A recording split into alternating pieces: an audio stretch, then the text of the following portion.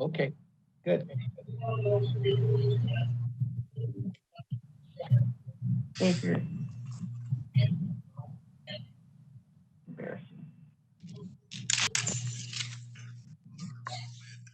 Hey, Dale has the coolest headphones. No, I like Nancy. Mine are wireless. I can walk around with them on.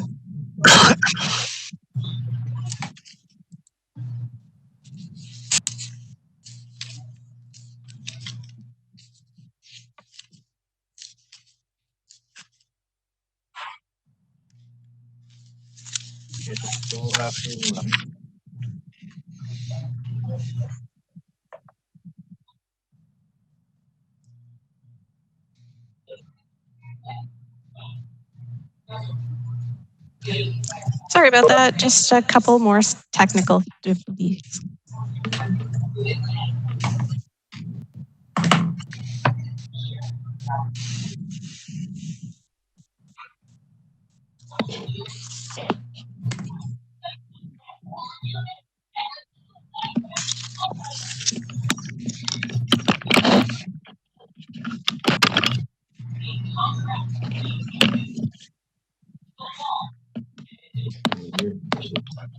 Who's got a TV on in the background? Somebody's got a TV on or something. Everybody else.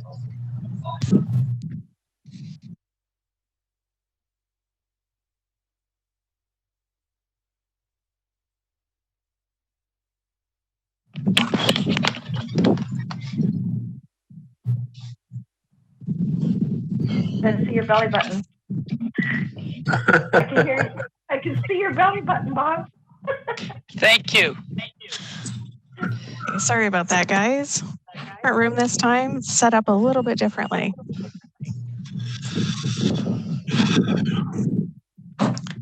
Okay. We're missing somebody.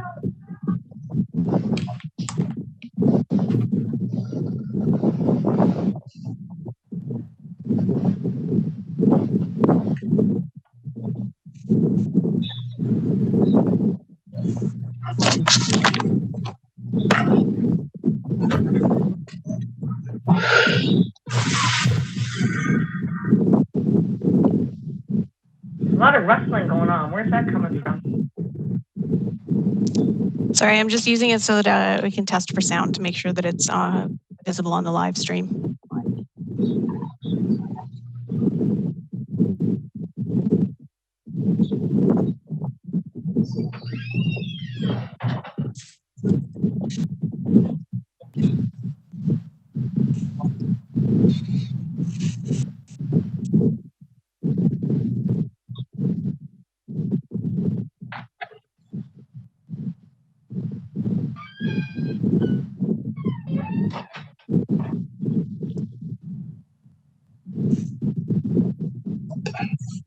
Rose?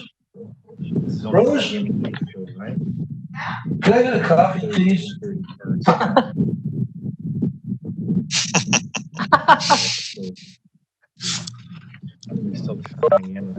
about the rest of it, Tom? Okay, all right. Sorry about the late start, guys. So we are all set to go. So just a reminder to any of the public who are attending that they should all be muted. Members of the, if speaking, you can unmute yourselves. For members of the public wishing to speak, we will call upon you at your scheduled time. So we do have a list of all of those who registered to speak, and we will be calling you at the scheduled time. Okay.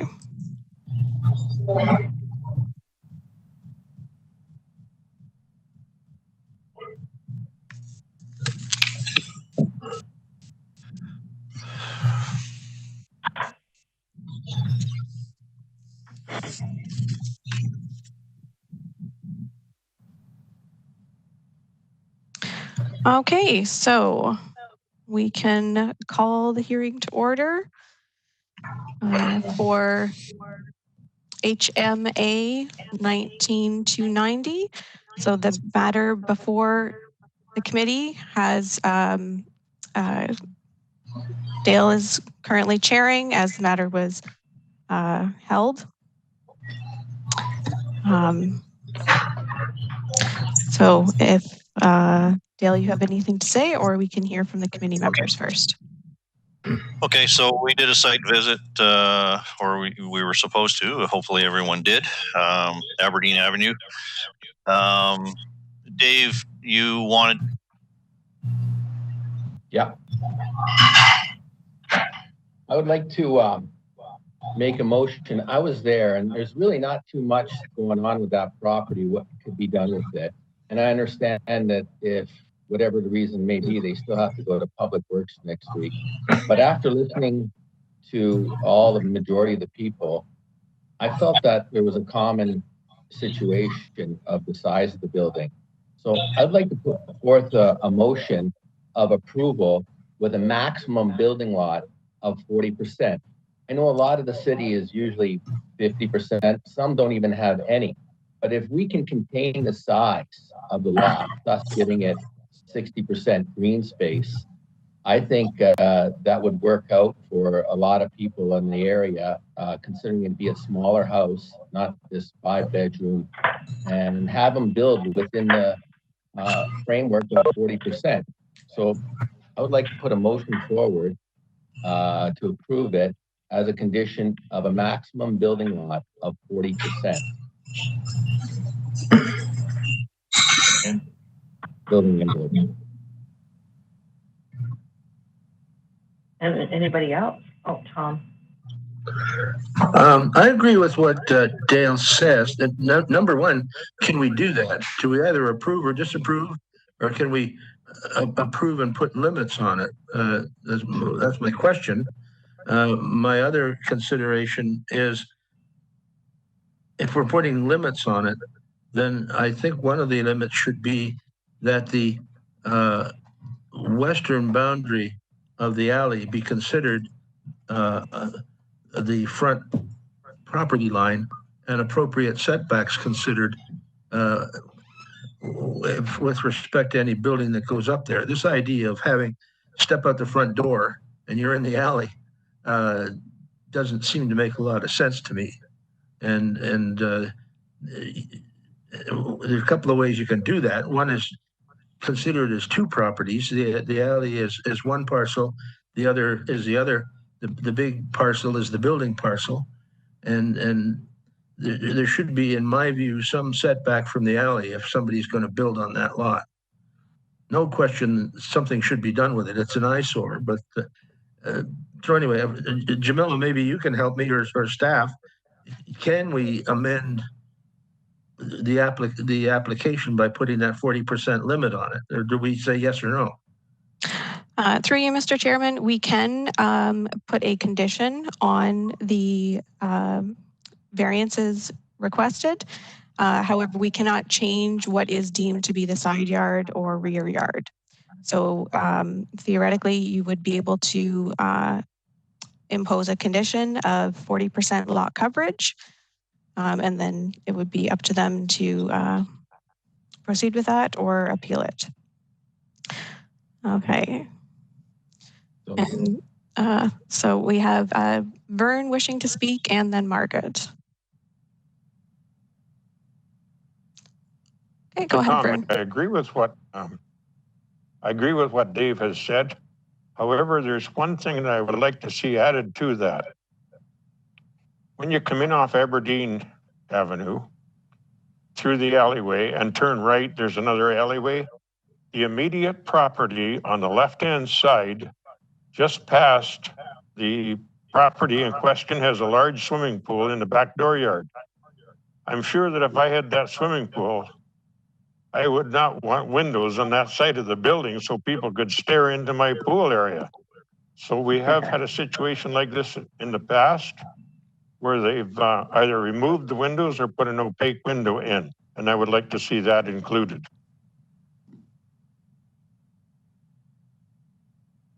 Thank you. Margaret.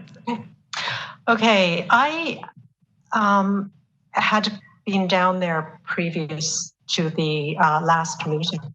And when I was listening to all the residents in the neighborhood, one of the things that struck me was the fact that they use one of those alleyways as an entrance so they didn't have to exit onto Aberdeen.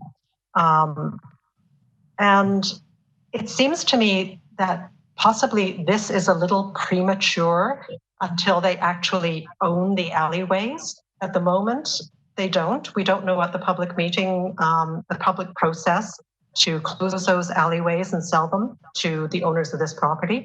We don't know what's going to happen with that. So I think we're getting ahead of ourselves until they actually, it's approved to close the alleys and sell them. I think that it's a little premature.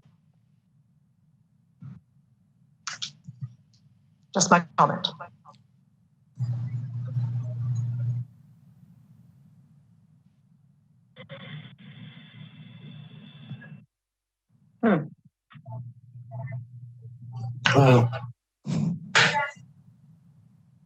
Yes, Tom? I thought the application was conditional upon them, any approval is conditional upon them acquiring title to the alleyway. So it's a cart before the horse thing. Does it make much difference which comes first? Through you, Mr. Chair, I believe the Satina spoke last time, and she indicated that they would not be able to get the alleyway closure without the minor variance, and so they needed the variance first before they could get that. That's right. That's right. Dave, I believe you have your hand up. Yes. Yes. So yeah, that is 100% what I understand. You cannot get any kind of you can't go to Public Works without this approval. So I mean, it could very well get shot down there, but that's not our situation. We're just giving them the green light to go to Public Works and negotiate.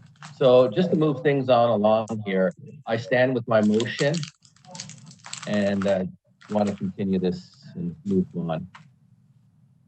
Sorry, could you clarify your motion, Dave?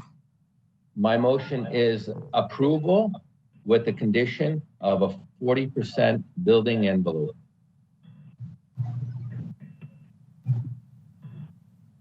Okay, Nancy? Is my mic on? I can't even see where I am. I'm on page 2. There I am. Hello. Okay, I'll that condition attached.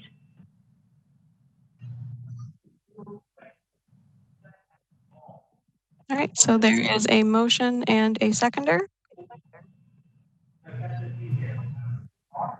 Dale. Dale, did you want to call a vote, or were you still accepting comments?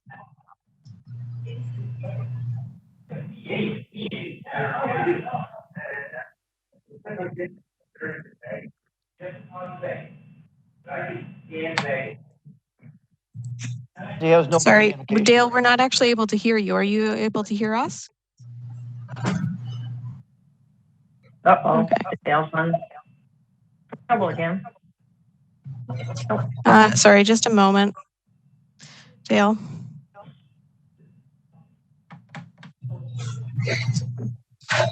Dale, no. Okay, try again, Dale.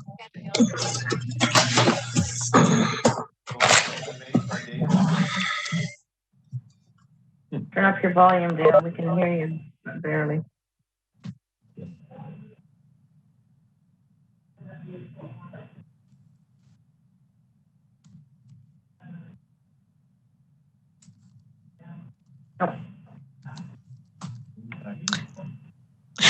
You might be able to turn up your volume, Dale, on the little like tab thing that's attached to your headphones. See if that works.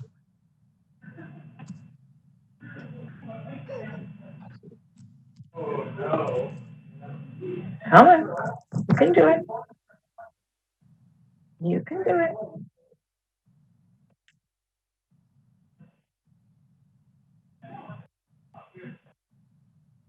Speak, Dale.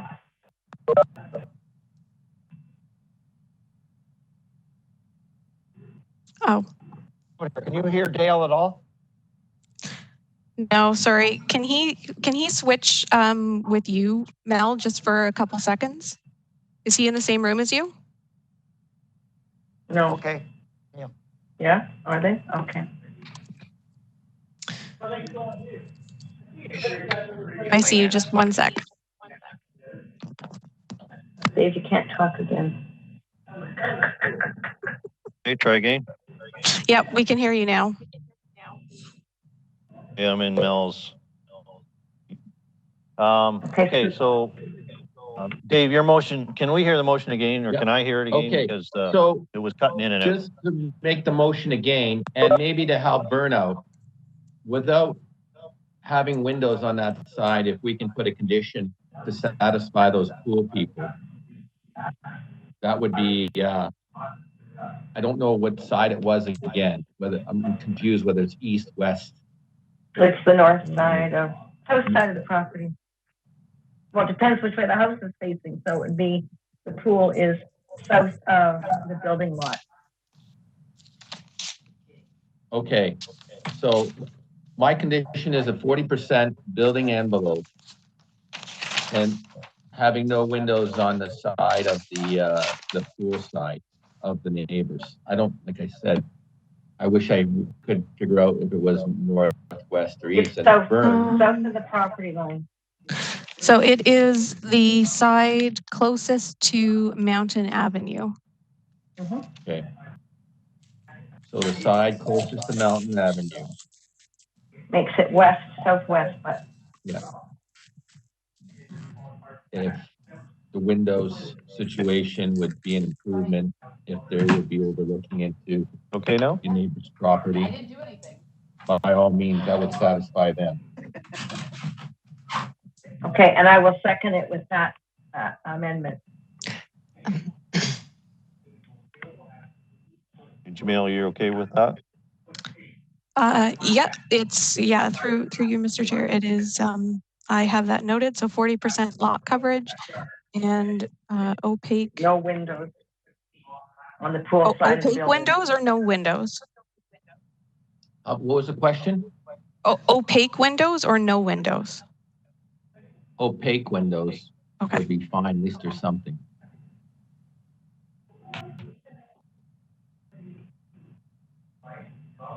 Okay, I'm gonna call for a vote. Yep. All in favor? Wave your hands in front of the screen, Ken. Okay, so I have Mel, Thomas, Mel, Vern, Nancy, Margaret, and sorry, Bob, did you vote? You were in favor? Okay. All right. Opposed? None. any opposed? None carried. Okay, cool. Okay. To Mark.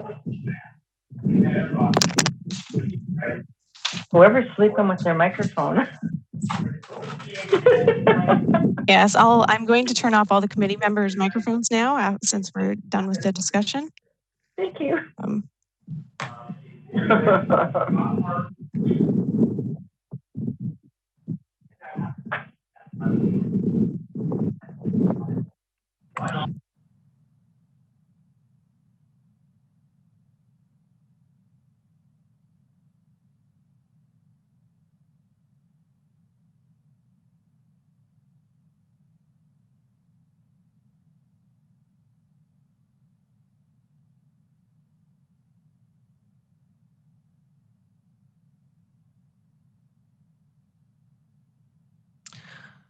Okay. So, Mark, are we all set? I'm here. Okay.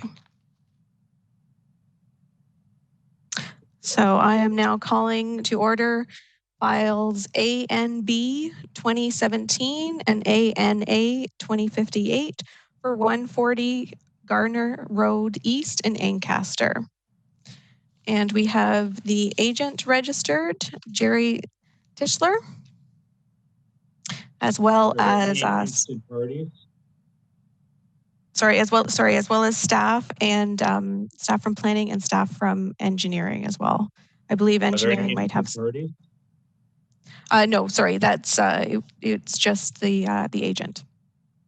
Okay, so from what I can see, the comments seem to be satisfactory unless the applicant wishes to say anything, or if the committee has any questions, we can go from there. Through you, Mr. Chair, I believe engineering might have some comments, and I'm just trying to find the agent in my list, if you'll bear with me.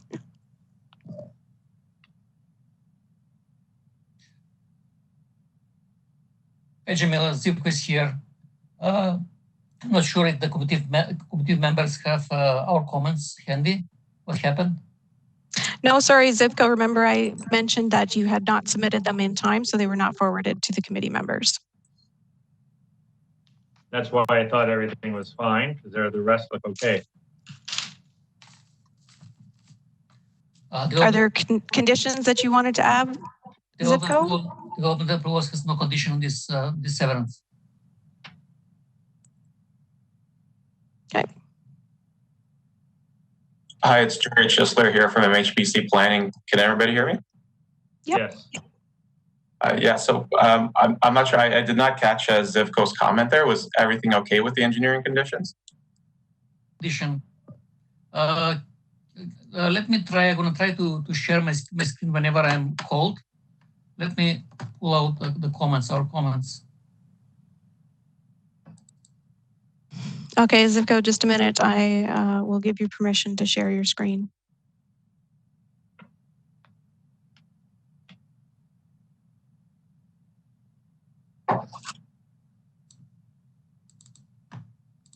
Okay, you should be able to share your screen now, Zivko.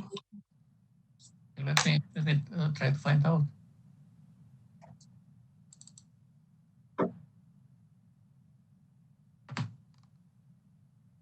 Okay, let me.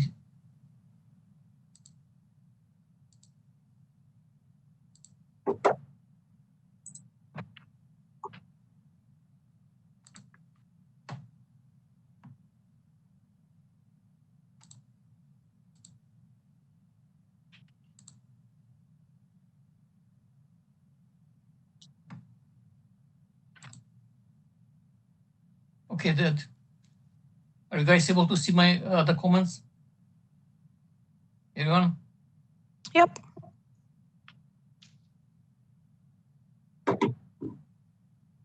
Any questions? Sorry, my screen is still loading. This is Jerry Chisler from MHBC. Yeah, so Zivko, maybe you want to just say your comments? For the information of committee, currently there is a draft plan of subdivision over the severed portion of the subject lands.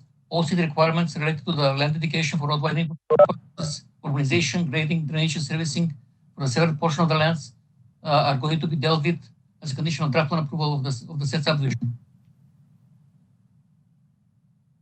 Just okay. Understood. There's no issues from the applicant side with that comment. I just have a copy of the agenda.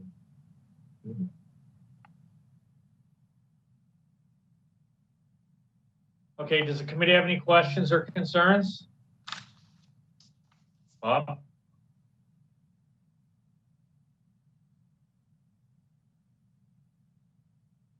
Sorry. Dave, you wanted to speak? No, I was just, I thought Bob was putting up his hand to approve. Yeah, we're just trying to say move it. Sorry, may I make a clarification? This is Jerry. I understand it's being recommended for approval with 3 conditions, which is the standard submission of the survey, the R plan, confirmation of payment of taxes, and as well as the binding of the minor variance application. Is that correct? It's the 3 conditions? Yes, it is. Thank you. Okay, is there a seconder? So we moved by Bob, seconded by Nancy. All in favor? All in favor?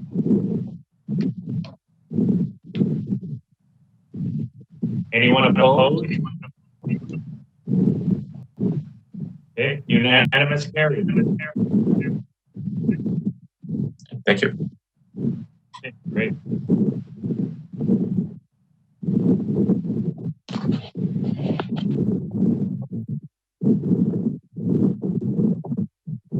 Okay, So we will move on to the next item on our list, which is file GLA 19105.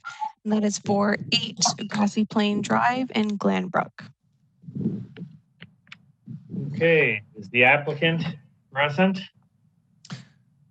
So we have registered for this file the owner, Rocco Pugliese, sorry. My wife's Calabrese, I know. Any Okay. interested parties? And pardon? Are there any interested parties registered? No, not for this file. Okay. And the owner is on the line.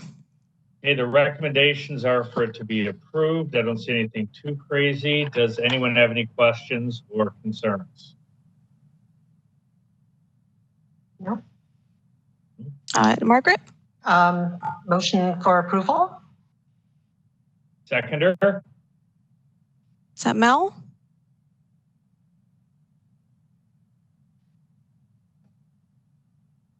Is that Mel seconding? Sorry, was that Mel seconding? Yes. Okay. Okay, moved Yes, by it Margaret, seconded by Mel. All in favor? Opposed? Carried. Bene. Thank you. Ciao. Ciao.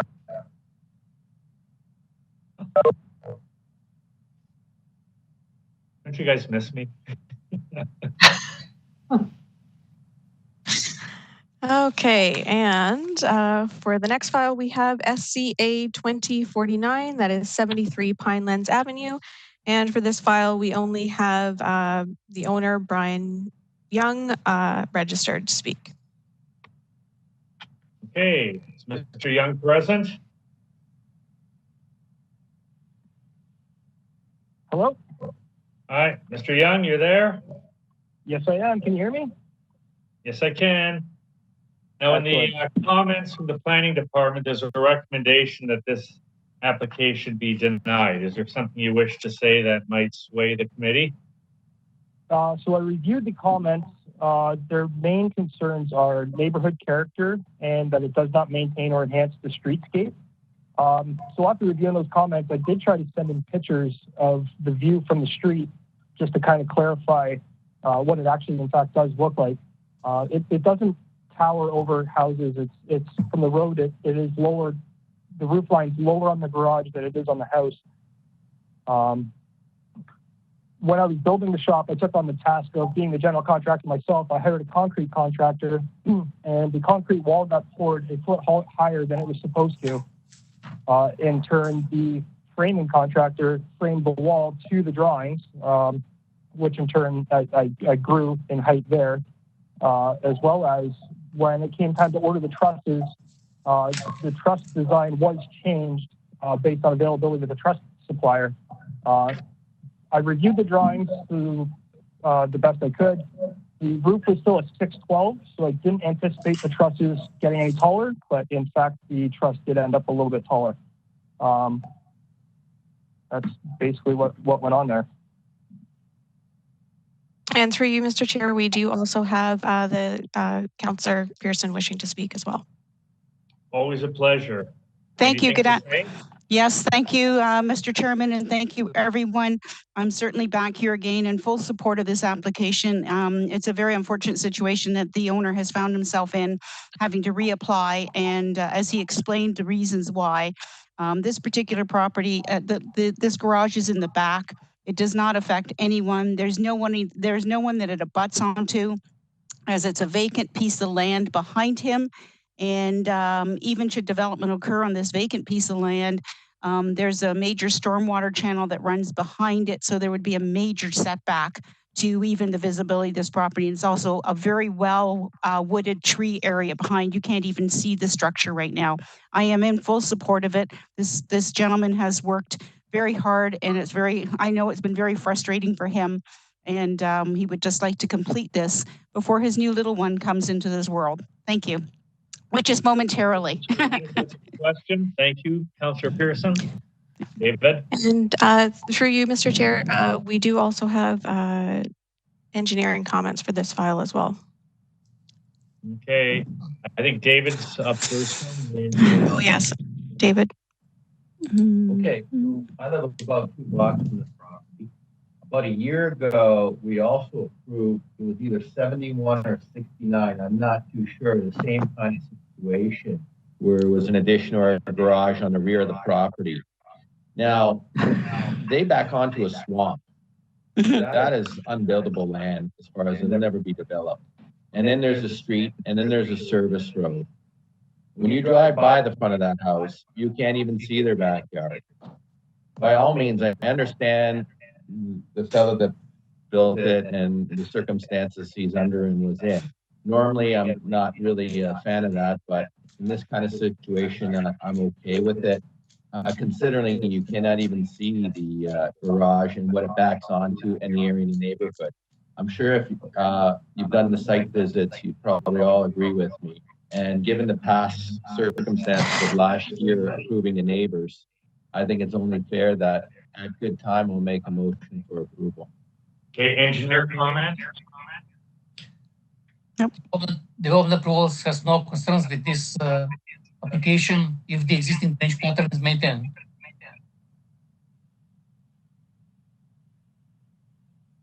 Move, come on. What was that? I didn't hear it. It didn't sound that bad. Sorry, I forgot to mute someone. What exactly did he say? Okay, I can repeat myself. Please. The approval section has no concerns with this application if the existing drainage pattern is maintained. I still don't understand Through you, Mr. Chair, the engineering has said that they have no concerns provided the existing drainage pattern is maintained. Okay, that sounds fair enough. Anyone else? No, I'll second. David? Yeah. So Dave moved and Nancy seconded. All in favor? Anybody? Yep. Opposed? No opposition? Okay, carried. Bye-bye, Mr. Young. Thank you. I don't know. Try reach out.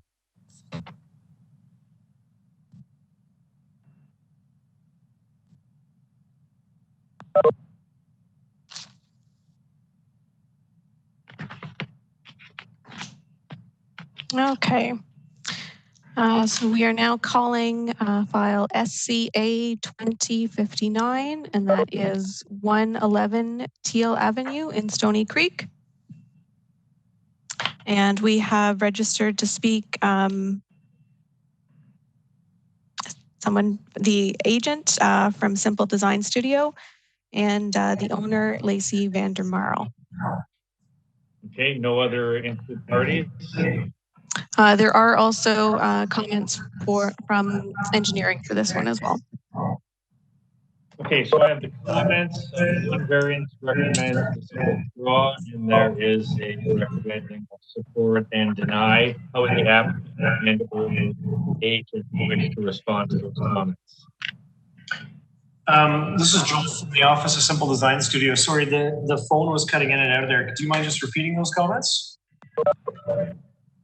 Well, I'm just looking at the comments, and they're a mixed bag. It's approve, withdraw, and deny for the variance. So variance 1, they're saying should be denied. You have the comment in front of you. Sure. I'm signed in online right now, and I don't have those comments. I have the entire paperwork package, but I don't have the comments in front of me. Well, I can't read like a 3-page comment here. Good. Yeah, so they're posted online on the same site. Okay, I'm just scrolling down here to see if I can track them down. Just give me one moment. Just basically, variance number 1, staff's recommending it be denied. Variance number 2 says, pardon me? And variance number 3 supported. Okay,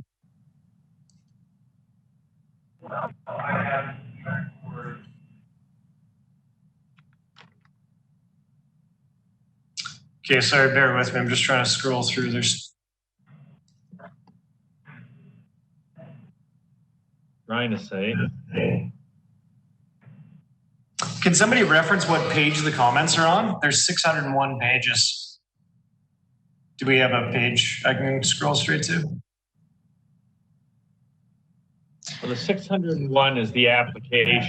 Yeah, so there is a separate comments package. Sorry, Mr. Chairman. Okay, let me just open that up. What page on the comments? I believe you can do a word search.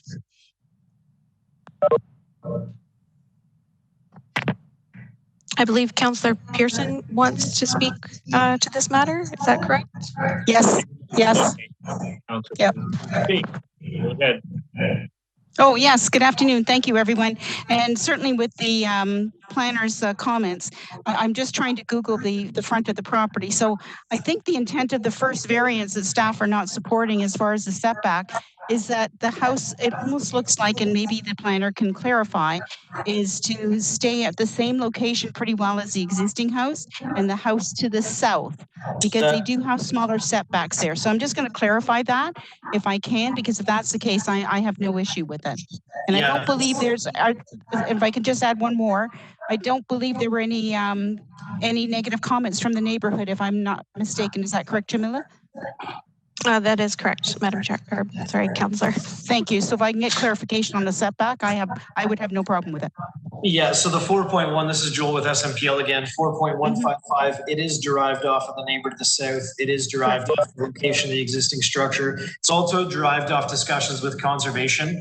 In terms of not wanting to interact too closely with the waterway in behind. So that's the real driver on kind of maximizing the property usage. So variance number 1, I would tend to disagree with engineering comments, and that, you know, if we push it back 6 meters, we aren't necessarily in keeping with the street facade if we were to do so. So I would prefer to stick to the 4.1. Sorry, go ahead. No, I totally agree. And this property actually backs onto, it's called the Turtle Pond. So there's a large drainage swill in behind. I would much rather prefer that the lot is in keeping with the existing lot, so that it does not present any flooding issues going forward. Should it be built further back, there may be issues. Yeah. Okay. And then you have variance number 2, staff is in support, which we appreciate. Variance number 3, staff is in support. So yeah, I'm hoping that we can come to a resolution on that item. Yep. Any questions from the committee? So, through you, Mr. Chair, sorry, staff are indicating that they wish to speak. And so is Tom. Hi, yes, through you, Mr. Chairman. I just wanted to point out that in the staff comments, staff is not interested in pushing the building back 6 meters, and are actually quite supportive of variance 1, except for the distance to the garage. And that's because that cars parked in the driveway would be partially parked on the city property. And so we're fully in support of that proposed setback, except that we would hope that they would recess the garage so that you can fit a car onto their driveway. Makes perfect sense. Through you, Chair, to the committee, we do have a double garage for parking. The tenants for the new build only have 2 vehicles. They don't plan to park 4 vehicles at the lot. So as much as we totally appreciate the fact that if they were to park in their driveway, partial vehicle would be exposed onto non-owned property of the owners, we are able to park 2 vehicles in that 2-car garage. We should also bear in mind that we're an additional about 25 feet or so back from the property line to the roadway line. So even if we did have 2 vehicles in the driveway, they're still not going to be impeding or anywhere close to impeding on Teal Avenue specifically. Other than the road allowance, but what doesn't have that. Any questions from the committee? David? So once again, this is almost a street over from Pinelands, what we just dealt with. But this street is much more diverse. You get a cottage, a nice house, a beautiful house, two cottages, setback front, setback back. It's just such a mixed bag of houses. Some of them almost should be removed and rebuilt. And I welcome the fact that I live in the neighborhood and that somebody's taken the opportunity to start to redo some of these cottage-like style houses. And you get that all along the lakeside. You get some some houses that have just been not well maintained. And I welcome people coming in to try and fix the front of them, the side of them, and to prevent anybody from doing something like that is a crime. So at any given point, I mean, if you all been there, once again, you would see that this is a great opportunity to take advantage of rebuilding some of these houses that aren't in good shape. So I'll make a motion at any given time unless anybody else wants to speak to it. Anyone else? David, do you want to make your motion? A motion from Sir Waddick for approval. Is there a seconder?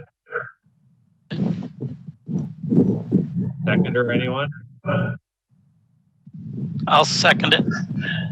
Okay, Charter second. All in favor? Sorry.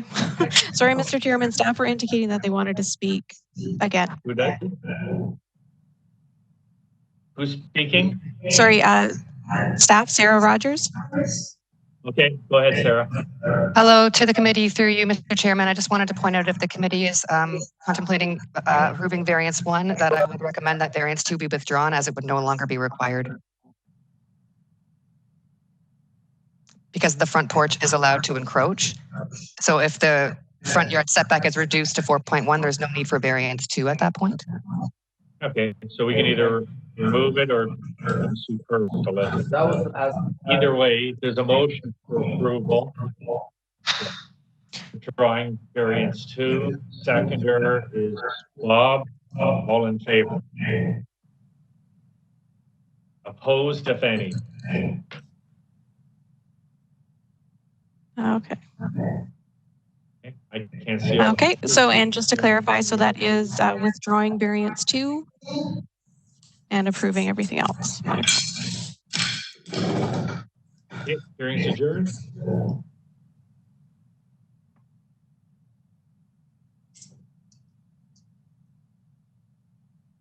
Beautiful. Okay.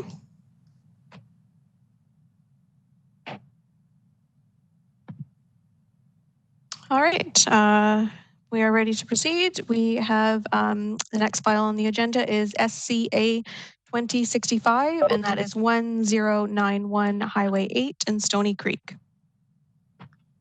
Okay. Is the applicant present? Yes, no? Anybody? It's gone quiet. Muted again. Oh, sorry, I was muted again. Councillor Pearson is indicating she wishes to speak, and I'm just trying to find the agent for the file. Okay, are there any other interested parties while you're looking? No, Mr. Chairman, it was just the agent who was registered to speak. Okay.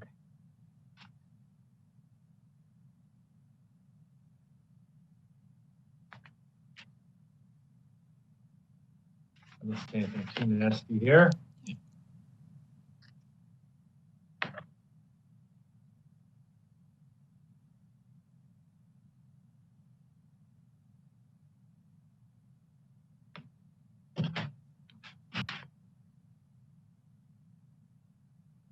Through you, Mr. Chairman, I do not see the agent register listed in the participants list. Okay, well, if there's no problem, if councillor's not of any concern, and if there's no concern of any of the members, as there appears to be no major concerns in the comments, I guess we can proceed. Does anyone have a major concern, Councillor Pearson specifically? No? Sorry, Councillor Pearson, we aren't able to hear you. My apologies. How's that? Too many red buttons around my desk.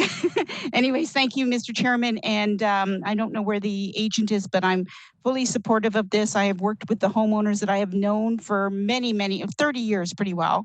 And this is to build a structure that will allow them a section of the residence that now will be accessible for the wife that is getting on and unable to handle the stairs, et cetera, in the existing building. So it was a simple formality because I guess this was actually under a legally non-conforming lot. But other than that, everything's in order. I'm very supportive of this. Thank you. Okay, any concerns or a motion from anyone? Sorry. And through you, Mr. Chair, I believe that the agent Jeremy has just signed on. Oh, good. Mm-hmm. Okay, so Jeremy, if you're there, we basically have no negative comments from the City Hall departments. Councillor Pearson's in favor. I haven't heard yet of anyone on the committee being of concern, so I'm asking for a motion unless someone wants to say something. Anybody? Nope. Nancy, I believe, wishes to speak. Okay, go ahead, Nancy. Oh, I'm just going to make that motion. Thank you. Seconder? David Serwatic, all in favor? Opposed, anybody? Dale is opposed. Dale's opposed, okay. Okay. Okay. Application approved. Hearing adjourned. Thank you, everyone. Welcome.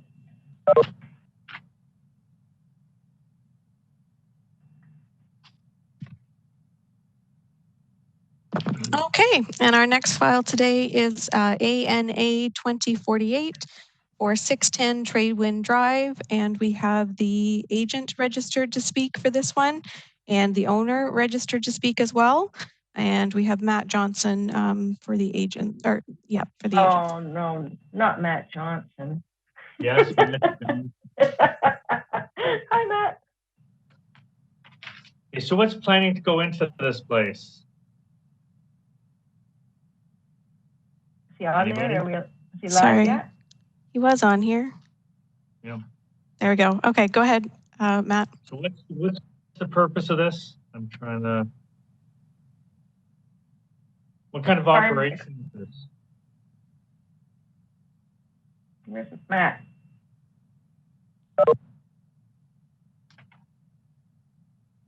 Oh, there we go. Can you hear me now? Yep. There you are. Okay, thank you. Sorry about that. So yes, this minor variance facilitates a site plan approval that has been obtained.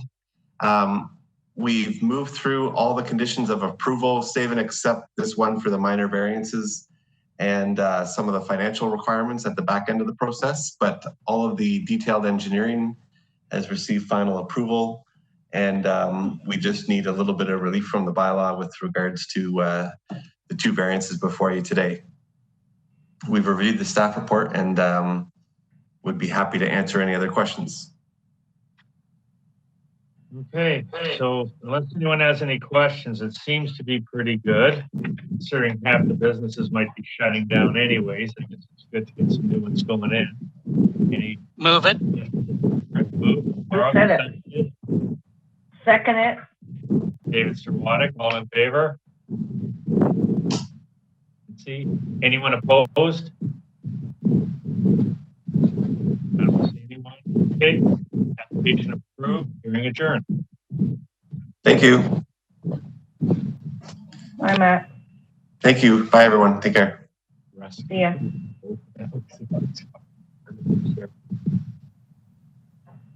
Yeah, all bad. Yes. Okay, great job.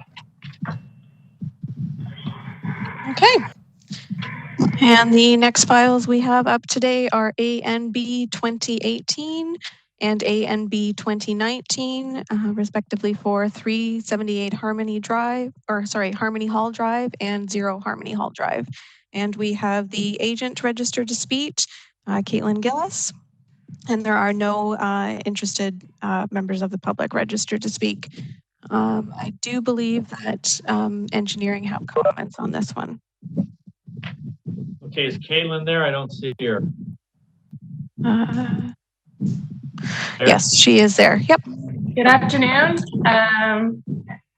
We've reviewed the staff report. We are comfortable with engineering's conditions and the rest of the conditions were in support of staff's recommendation, but if there are any questions, happy to provide answers.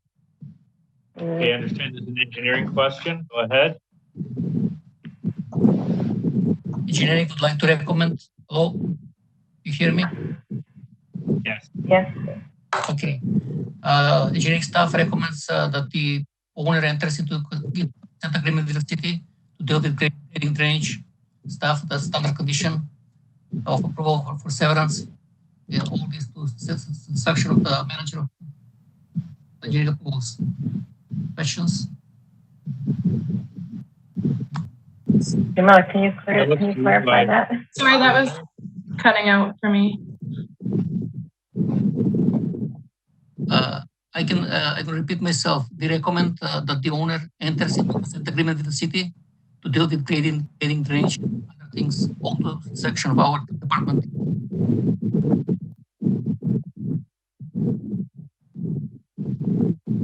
Is that an extra condition that's not already in the report? Yeah, through you, Mr. Chair, I believe it's a consent agreement condition. Is that correct? Correct. Okay. All right, I'll move it. Okay, you okay with that, Caitlin? Yeah. Yes. Okay, motion to approve by Nancy, seconder. Dale? Dale, Second. All in favor? Opposed, if any? Anyone opposed, Jamila? I can't see everybody. No, it doesn't appear so. Application approved. Hearing adjourned. Thank you very much. Bye. Thank you. If you'll just give me 1 minute, I'm just going to update a couple of things quickly.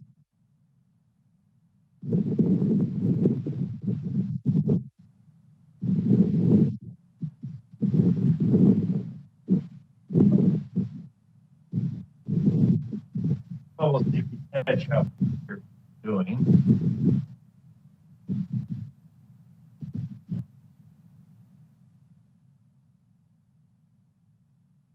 We're like 6 minutes behind.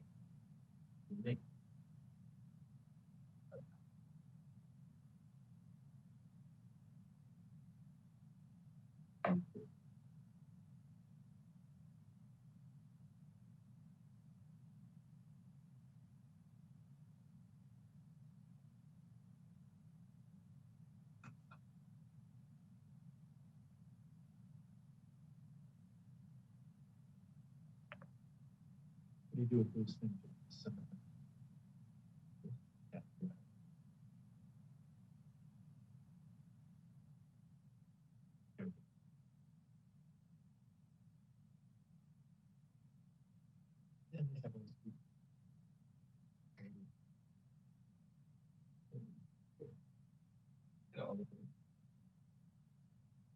How's it going there?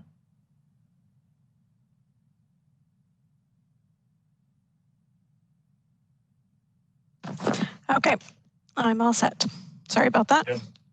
No problem. Okay, so our next files are ANB 2020 and ANB 2021 for 455 Springbrook Avenue in Ancaster. And we have the agent, Stuart Hastings, registered to speak, as well as the owner. And there are no interested parties registered. Okay, I'm assuming the applicant and or the agent has looked at comments. Is there anything you wish to say? Yes, that is correct. Thanks. My name is Stuart Hastings. I am here. I would we have read and reviewed the staff report and agree with the recommendations. We would only ask for one of the conditions, number 6, that references a landscape plan.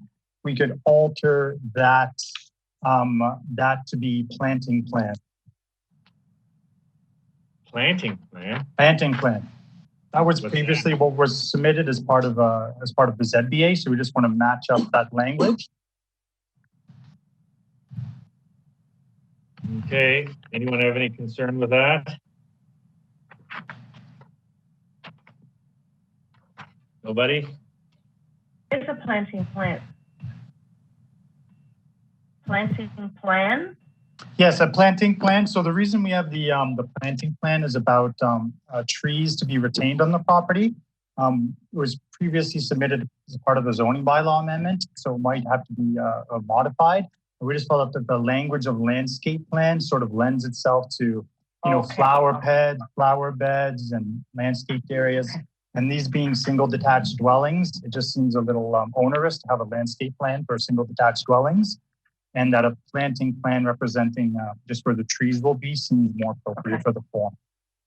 Okay. And through you, Mr. Chairman, sorry, there are additional engineering comments for this file too. Zivko, if you're okay, I'll try and summarize what you have said. It looks like a development agreement they would request, as well as to provide cash payment based on the current new road servicing rates for the future urbanization of Springbrook Avenue, and also that the owner provide cash payments to the city for any outstanding servicing costs related to the lifting of the 0.3 meter reserve. Is that correct, Zivko? Correct. Sounds like a lot. Why don't we throw in a road wide? Okay. Move it. Applicant, I'll move it. Just heard? Yes. I'll move it. Yep.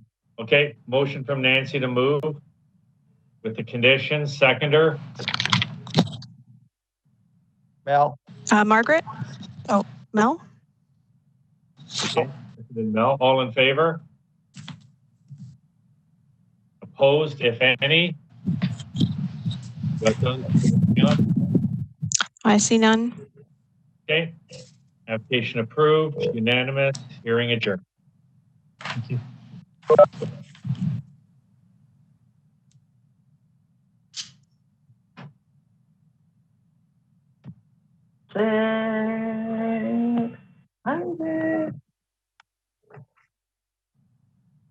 Wilson.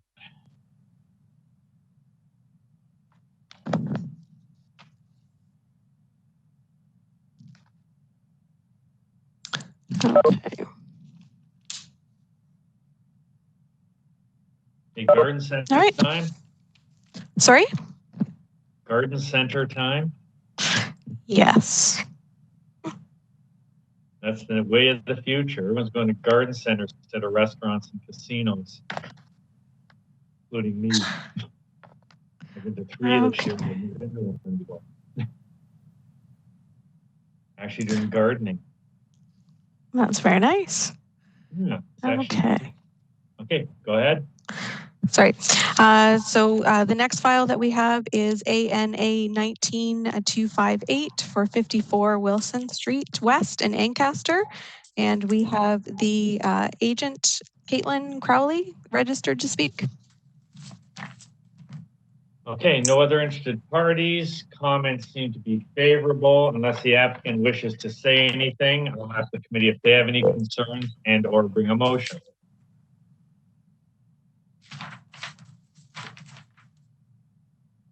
Anybody? Shall move, Mel. Yep. Shall move, Mel. Mel moved. Nancy seconded. Okay, everyone in favor? Opposed, if any?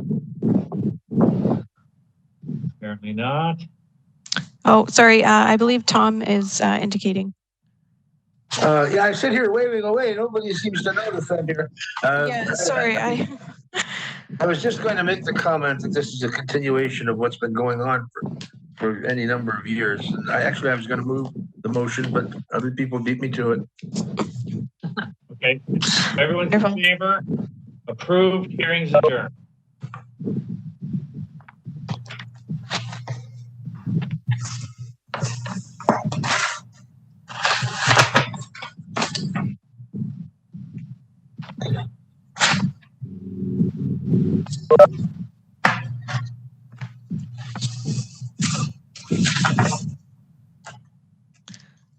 Okay, and for the next file, we have same thing again. HMA 19260, 64 Mall Road. And again, we have Caitlin Crowley registered to speak. Okay, great. Okay, comment. Caitlin, do you wish to say anything? Nope, we are in agreement with the staff report. Okay. Move it, Mr. Chairman. Moved by Bob, seconded by Nancy.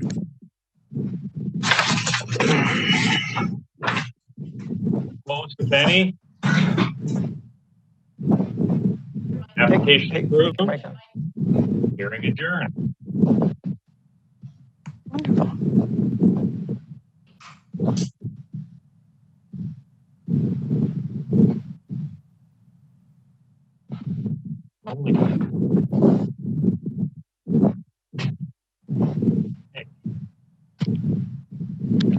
Okay. And the next file is one that had been previously tabled, and this is for HMA 19280, and this is for Glenview Court. And we have the agent, John Sepenik, registered to speak, and no interested parties registered. Okay, John, have you looked at the comments and do you have anything to say? Report, and I see comments. I'm in agreement with everything at report. It's captured the 30%, which is reflected on the site plan, and it looks like everything is favorable from the other divisions of building and engineering. I don't see any comments from engineering. Were there anything attached to that? I don't see it either. Are you fishing for one? Here, Mr. Chair, I don't believe engineering had any comments for this one. I'm satisfied. What's on that report? Move it. Oh, okay. As amended, Nancy? Yes, as amended. Thank you. Okay, seconder. Tom?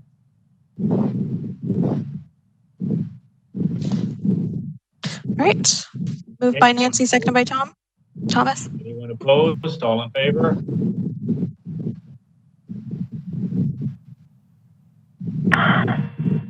No opposition? No? Okay. Application approved. Hearing adjourned.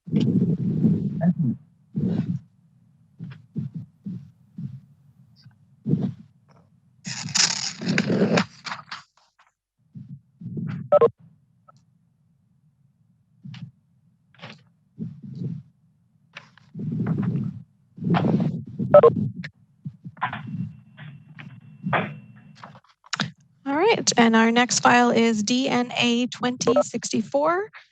This is for 12 Autumn Leaf Road in Dundas. And we have the owner registered to speak and no interested parties registered to speak. Okay, Sebastian there. Hello there, it's me, Sebastian, homeowner. Can you see me or hear me? Yep, we can hear you. Perfect. Okay, so before we start, I'm looking at the comments. They appear to be favorable. There's no one in opposition. Unless something you really need to say, I'm going to ask the committee if they have any questions and/or bring a motion. No comments beyond my application, but happy to answer any questions if there are any. Anybody? Move it. Move. Okay. Seconder. I'll second. Oh, I will. Okay. We all will. All in favor? Did it again. All in favor? Bob moves second. All in favor? Oh, and any opposed? Sorry? No? Okay. Sorry, Mr. Chairman. Okay. Application approved. Hearing adjourned. Somebody's breathing. Thank you. Okay, I'll mute everybody. Okay, Thank you. Thank you. We're right up to date. In fact, we have a 5-minute break. Okay, so we have a 5-minute gap now. Good. That is correct, yes. Okay, so if anyone needs to go to the House of Pain, that was the time.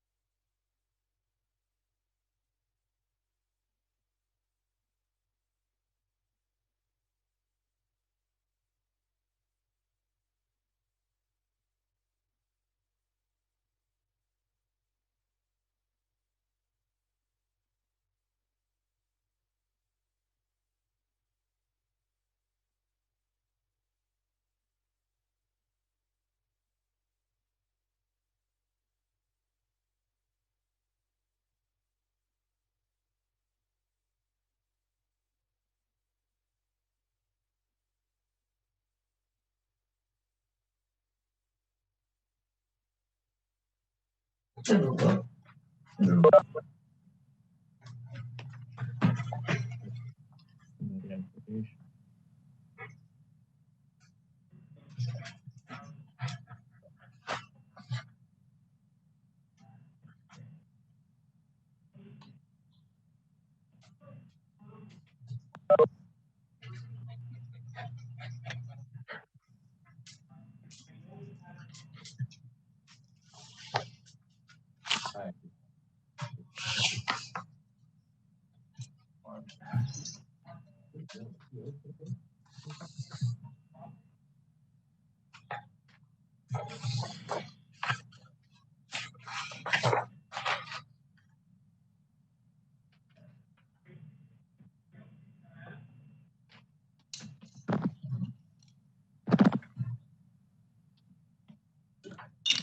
problem. Okay, through you, Mr. Chairman, we are all set whenever you are ready. Okay, ready to rock. All right, our next file today is GLA 19425 for 2337 Guyot Road in Glanbrook, and we have the owner, Gino Zipilli, registered to speak. Okay, if everyone's listening, including Gino, the application comments seem to be okay. Does anyone have any questions, comments, or concerns? So I see Dale, Margaret have comments as well. Go ahead.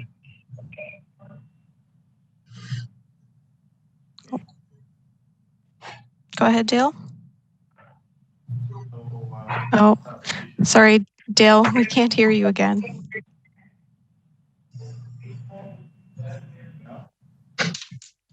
Muted. It's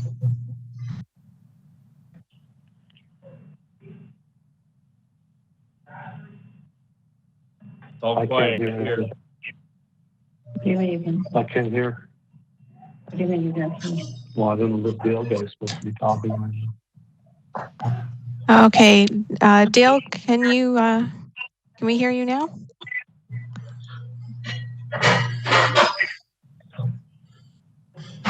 Did we want to? Oh no, sorry.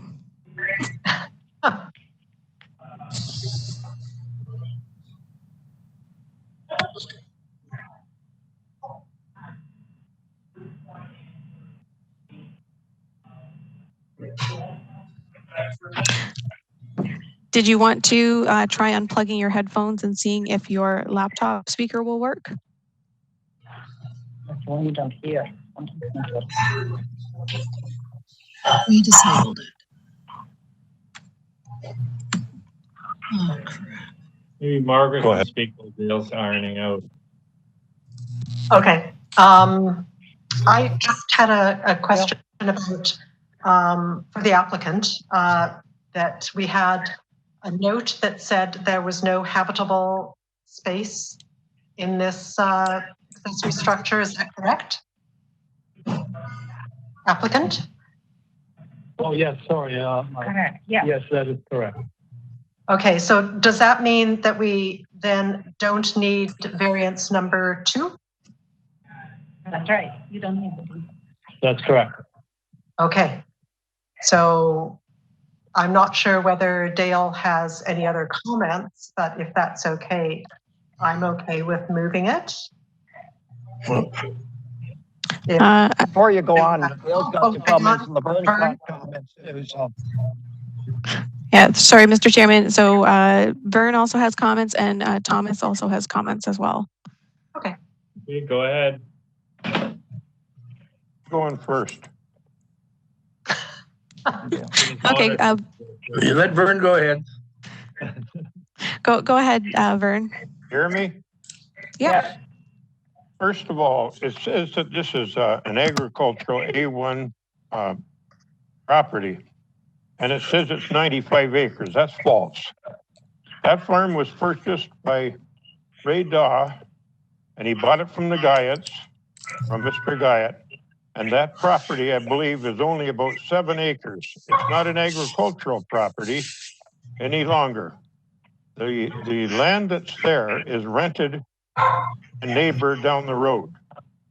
When I look at this property from the road and I can't get in, I went yesterday, there was a gate across, and there's a sign there. I went again this morning, there was a car in the driveway up against the sign. I got out and walked up, and the fella told me, you're not allowed to go in because you'll be trespassing. So I went back again before the meeting today, and there's also a gate across. So I look at this property, there's a pig barn back in there that I don't believe is used anymore to raise pigs or anything to do with pigs. There's a long drive shed in there. There's the point of another barn, and I can see a building that's been started, and it looks like it's on stilts. I believe that building has already been started to build without a building permit because there's an order to comply on it. So I'm not in favor of what's going on here. I think there's too much happening to a small parcel of land. Thank you. Okay, thanks, Vern. Tom?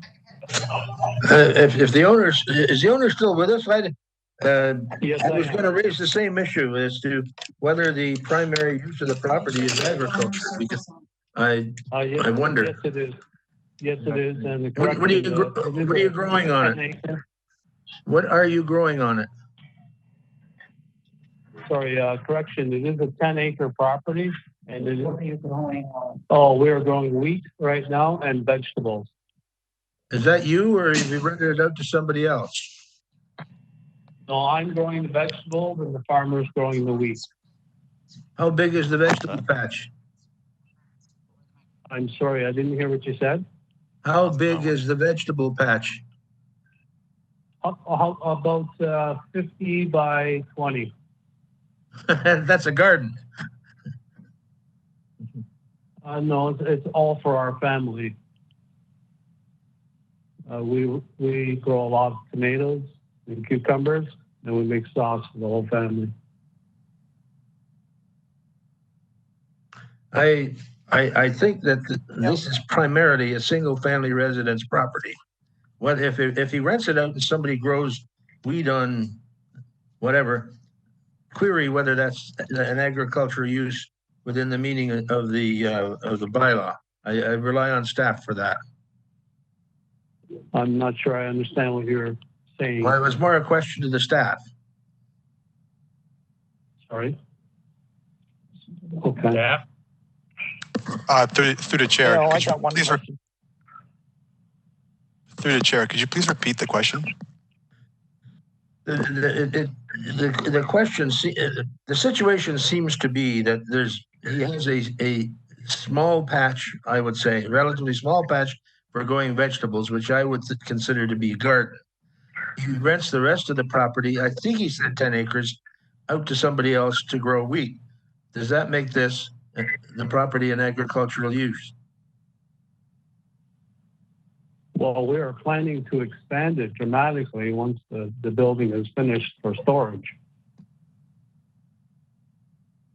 How can you expand it? Oh, there's so much room there to expand.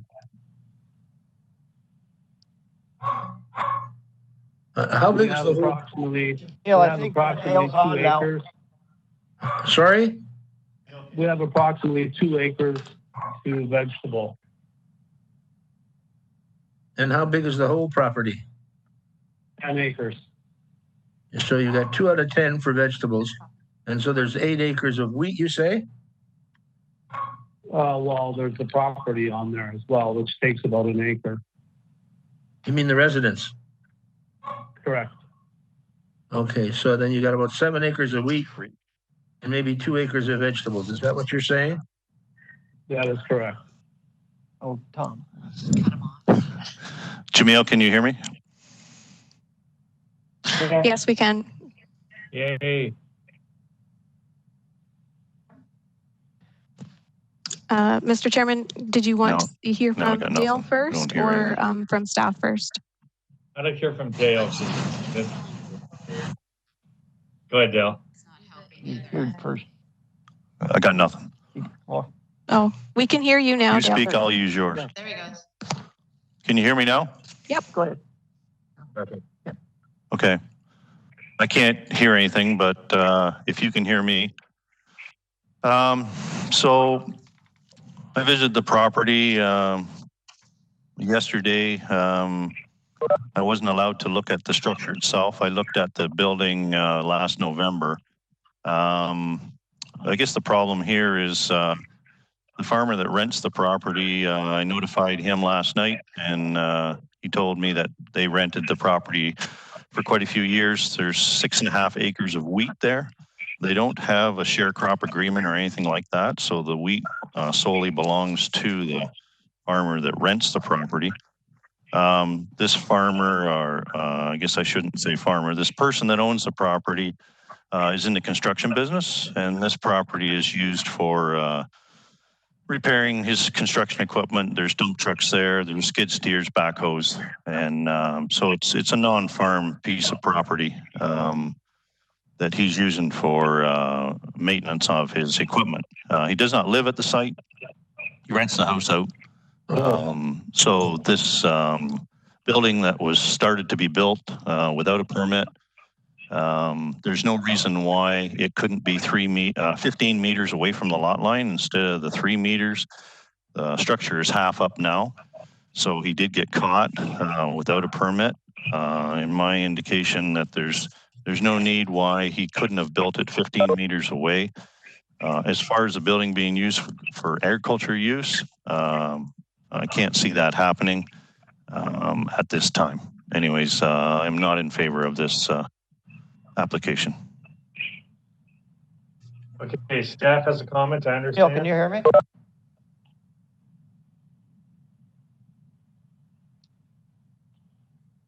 Jamil? Can you hear me? Jamil? No, is that it? Are you asking for Jamil? Sorry, yes, Mel, I can hear you. Bellemere was just speaking. I'm not sure if anybody was able to hear him. No. I didn't hear staff, but I'd like to hear from the app. Hello, can you hear me now? Oh, sorry, Mr. Chairman, you want to hear from the applicant first? Yeah, right now? Or it's my turn to talk? Okay, so we'll hear from Bellemere first, and then we'll hear from the applicant, and then we'll hear from Mel. Okay. We are going, I don't know if you can hear me or not. Can you guys hear me? Okay. Through the chair, in conversation with the applicant, it was made clear that the property was to be used for agricultural purposes.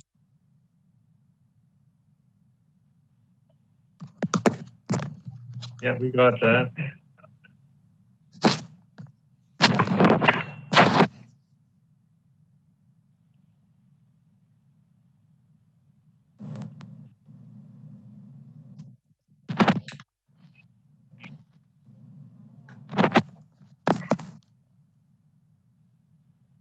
Is anyone hearing anybody now?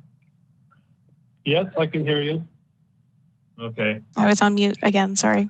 I can hear you, Mark. Okay, great. Perhaps the applicant can make a response at this time. Okay. Difficult to hear.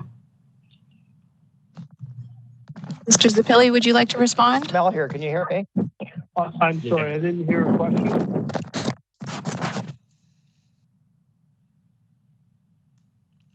Hello? Hello? Yeah, through you, Mr. Chair, to the agent. Staff have said that they...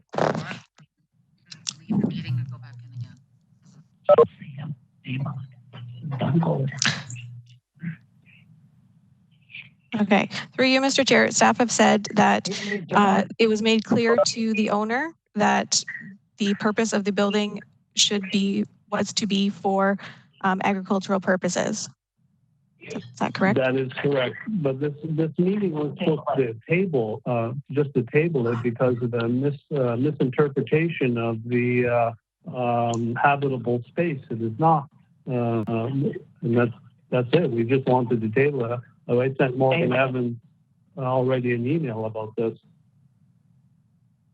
Okay, so you want to table this, applicant?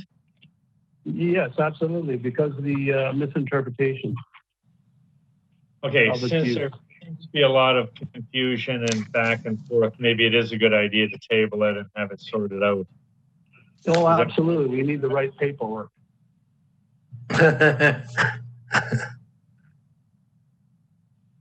Okay. Through you, Mr. Chair. Thomas is indicating he wishes to speak, and I believe Mel wanted to speak. I'm not sure if he still wants to speak.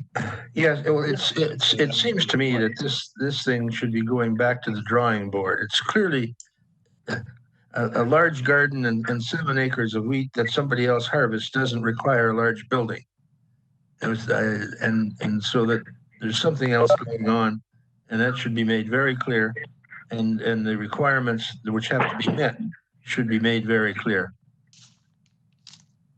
All the more reason to table it, then they can either bring it back or not. Kind of floundering here on numbers. Well, I'll move to table. Okay, seconder, David, Abel, yep. Dave. Sir Waddick, second. All in favor of tabling? Okay, so you may or may not see this come back in some form in the future. Hearing adjourned. I didn't understand what they told you. What?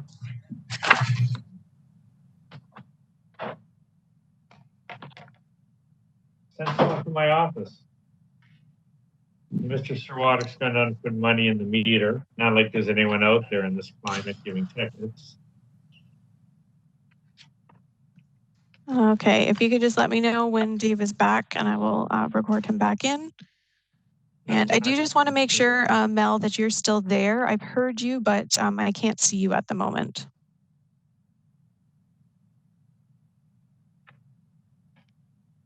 Start your video.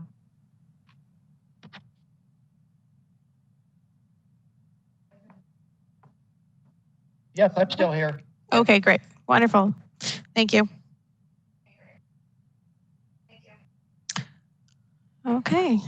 And Mr. Chairman, did you want to proceed or did you want to wait? Yes, you can proceed. Okay. So the next file is GLA 2066, and that's for 3659 Upper James Street in Glanbrook. And we have the agent registered to speak, Hank, and the owner, Martin. And we have no interested parties registered to speak. Okay, is the applicant online right now and hearing me? Is the applicant or the agent there? Just 1 minute and I'm going to find him. Okay.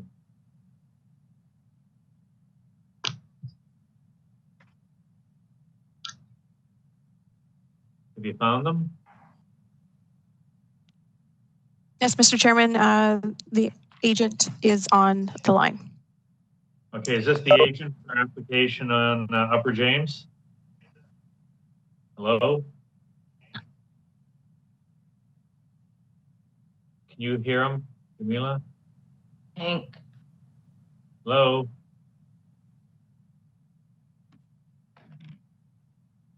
Oh, sorry, he's on twice. Okay. All right. Can we hear you now? Can you hear me, hopefully? Yes, we can hear you now. The agent? Yes, it's Hank Utima from Kalos Engineering, the agent for the owner. With me is Martin Raposa. We're on the same phone. Okay, great. Now I don't know if you've seen the comments or not, but the report we have from Planning and Economic Development says that they don't support any of the variances and they suggest that the application be denied. Are you in a position to speak to try to persuade us otherwise, or did you want to table this and perhaps look into some of this before we proceed? It's unfortunate. I haven't seen the comments. I wasn't aware of what staff position was. Hopefully I can explain some of the variances that are being requested. The numbers are a little misleading. If I go through in order, the first one is for a lot coverage of 8.5%. Yep. We're actually at 5.2% roughly, because the 8.5 includes all existing ancillary buildings, and we're planning on taking them all down. Okay. It's one. But the reason that they left the 8.5 is that we need one of them up because we need the new building to put the material that's in the old building somewhere. But I just talked to the owner before this meeting, and he's willing to take them all down beforehand. Okay. So the percentage would be a little different. Number one then. The second item is the gross square footage. There's a bit of a misunderstanding of I misread the zoning. I didn't realize it was gross. I was looking at the footprint of 200 square meters, and that's what we are. We're at 199. We do have a mezzanine. I wasn't sure if that counted as square footage in the building because typically mezzanines don't. Okay, but so the you're design of the smoke meter. Sorry? You're within the 200 square meters? We are at 199 and change, just under the 200. Okay, so then you don't need that variance either then. And the height restriction is the one variance that I thought we needed because we're proposing a building that's just under 9 meters. And the allowable in this zone is 6 meters. Okay, so from what I can hear, variance number 1 and 2 can be withdrawn because you actually do qualify, and then you're just asking for variance number 3. So perhaps staff, if you're online here, might want to comment on that. Through the chair, variance 1 and 2, based on the new information that was presented, it seems like it can be supported. However, variance 3, which asks for a maximum height of 9 meters, is significantly higher than what the zoning bylaw permits, and we will remain in. We will not support that variance. Okay, is there some middle ground where perhaps the applicant could be less than 9 and staff be okay with something more than 6?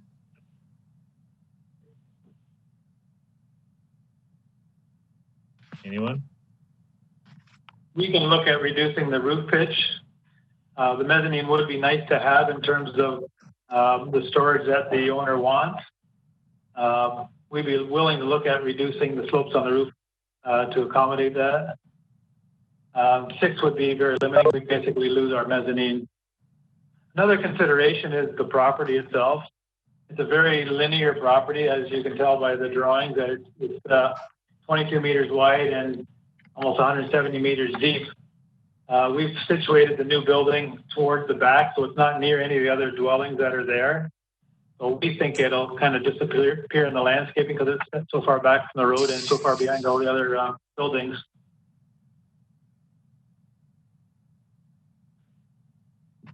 Okay, well, you want to try to massage a number, or would you prefer to potentially table it, come up maybe with a different drawing and maybe modify the variance from something less than 9 and present it to the staff and then maybe revisit it at another time? What's your thoughts? We can, if it helps the process, we can resubmit the building elevations with a new roof line. I think we can probably drop it about 1 meter. If that's the number that might work. That and come in and ask for 8 or potentially a little less, then maybe you won't have as much of a negative comment as you're getting right now. Do you want to proceed, or do you want to table it and rejigger it, bring exactly what you want and see if that flies? I'm not 100% sure my options. If we proceed and they turn it down, are we done, or do we have an option to? If you proceed and it's turned down, then it's over. Then you either have to appeal it or resubmit a new application with all the costs. Well, it sounds like it's as submitted. It's not supported, so we would like to resubmit and come up with a compromised roof height that hopefully it'll be over the 6, but it'll be less than the 9. Okay, so I think that's probably a prudent idea in these circumstances. So we request a tabling on your behalf. Yeah, motion for table. Nancy motioned. I'll second. Bob seconded. Okay, application table. So just rejigger it, bring it in, make it look nice, and then possibly without the other 2 variances and that being somewhat less, it might have a better chance. We're adjourned. Okay, appreciate it. Thank you. Thanks, bye.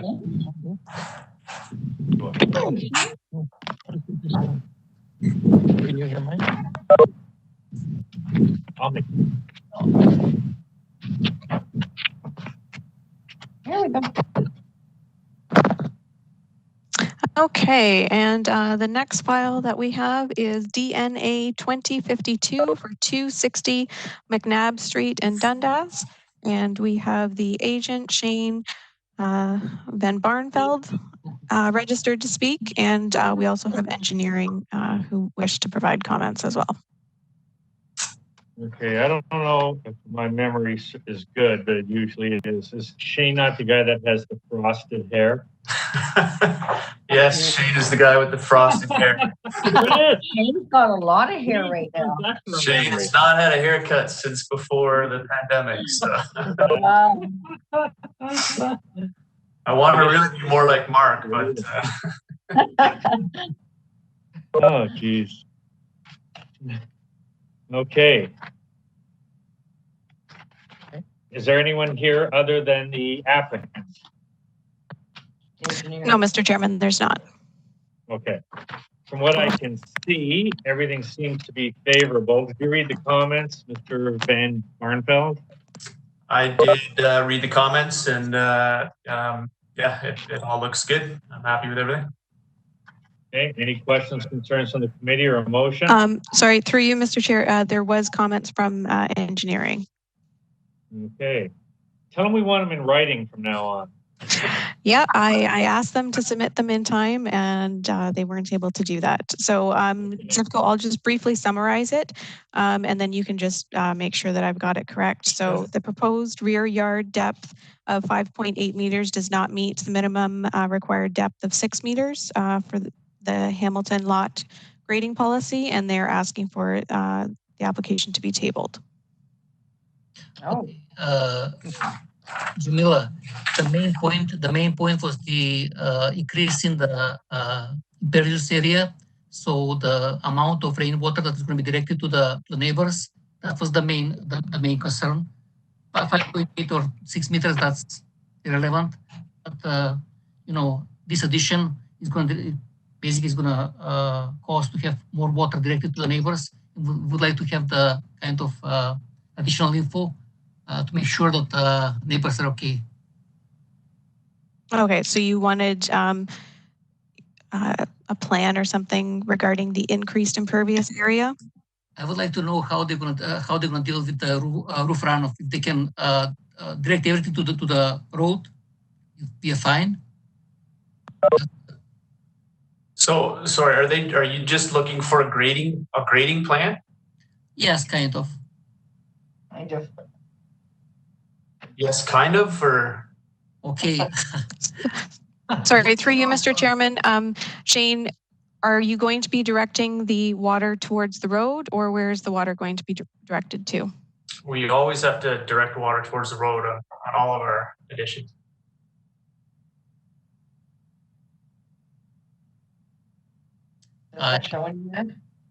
There is not much room there to maybe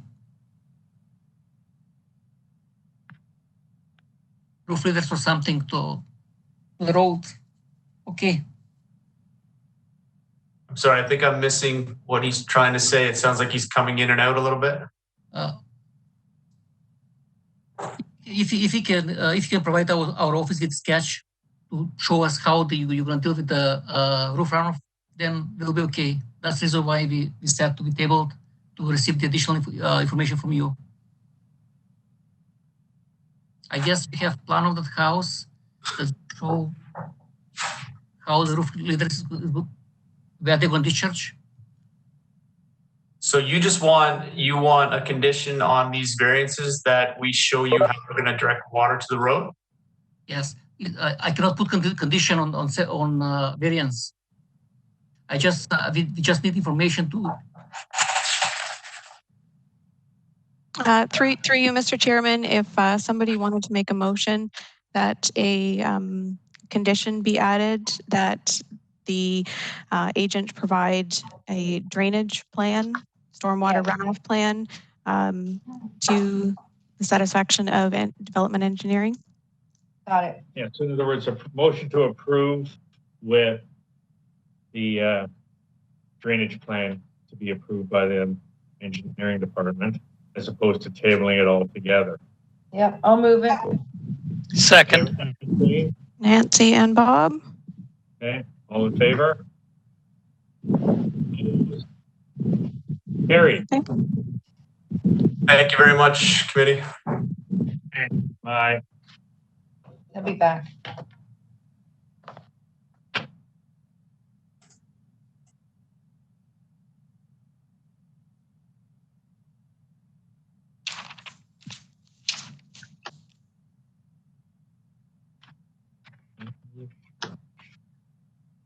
Okay.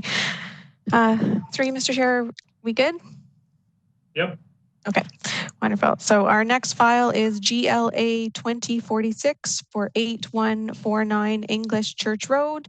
And we have the agent for the file, Chris Atema, registered to speak. And we have no interested parties registered to speak. Okay, is Chris on the grid? Can you hear me, Chris? I can hear you if you can hear me. I can hear you. Did you read the comments that were posted or sent out? Yes, I have, and we're thankful and supportive of the comments and recommendation. Okay, any questions or comments from the committee? Move it. Motion, Nancy, second. Melvin here. Who's the second? Mel, I'll second it. No? Okay, all in favor? Opposed? None? Carried. Application Thank you, approved. committee. And hearing adjourned. Bravo.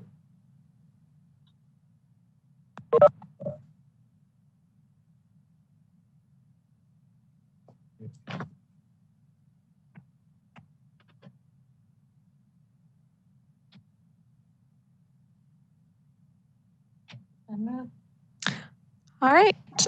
And our next file is FLA 2047 for 14 Stonebury Place. And we have the agent, Shane Wilson, registered, and the owner, Bill Searle. Okay, no interested parties. No, Mr. Chairman. Okay, comments appear to be good. Does the applicant or agent wish to say anything? Otherwise, I'll ask the committee if they have questions or want to bring a motion.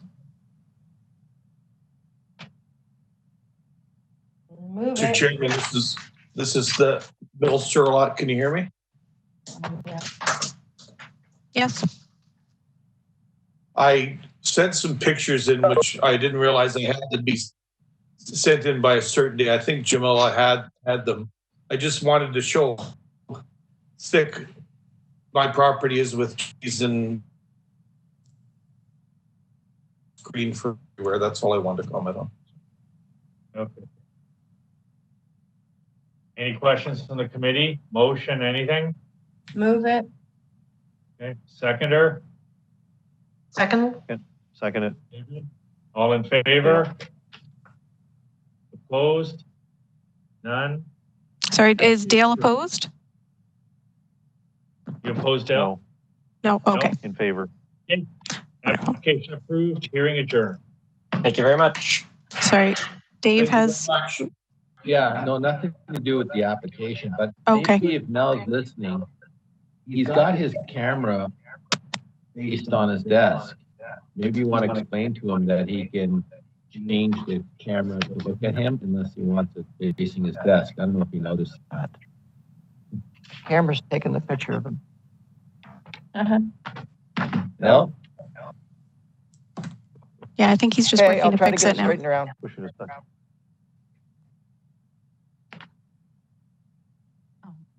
No, I'm gonna hit the video thing. And that little square in the top right corner.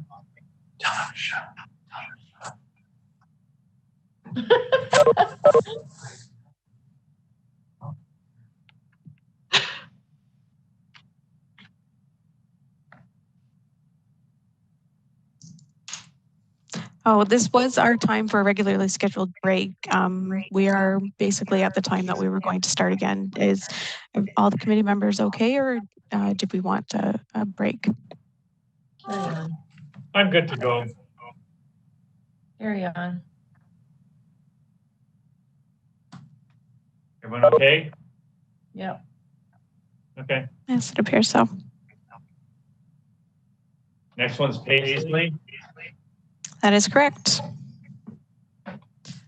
That's Shane Van Barneveld again. He's got his haircut since the last application. I am ready to go. Sorry, Shane. That was fast, Shane. Yeah, you guys are doing this pretty well. I'm impressed. Okay, well, this one here, again, appears to have no negative comments. Is there anything anyone's concerned about? Move it. Move it. Seconder. Oh, sorry. Second it. Dale, okay, all in favor? Peace. Okay, not opposed? Approved? Adjourned. Thank you very much, Mr. Chair and committee. Enjoy the rest of the meeting. Cheers. Oh, yeah. Enjoying it.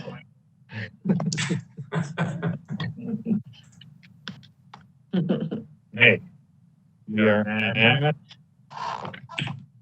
3:15 Ottawa, so now we actually have 10 minutes for the next one. Sorry, Mr. Chairman, were you speaking to me? Is Ottawa Street next? It is, yes, at And that's 3:15. 3:05, so we do actually have 10 minutes now. That's true. Yes, we do. I forgot one was pulled. Okay, so now I can look at my 600 phone messages, and I'll be back in 9 minutes. It was about to show me, then it was showing. What? Sorry? Sure. Did you say something was pulled?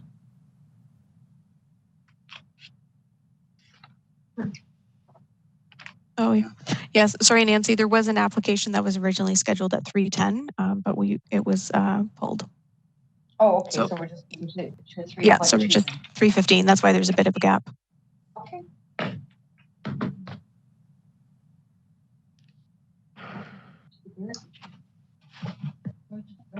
You don't want to do the 321 now, right? Tamira?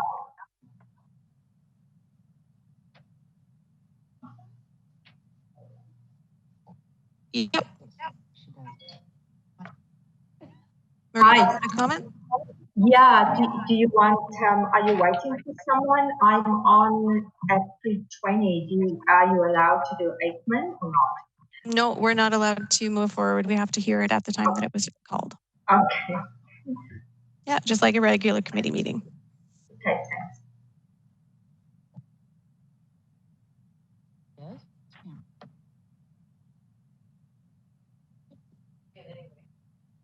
You go. Oh. Okay. The other way. There we go.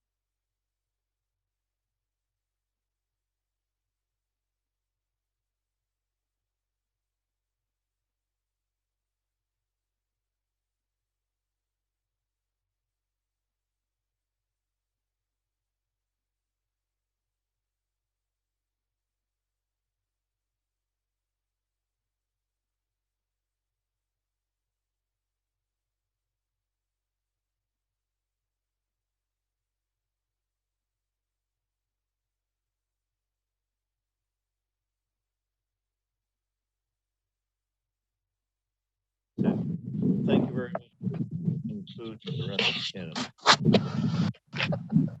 Yeah, I said, well, thanks for saying that. Yeah. No.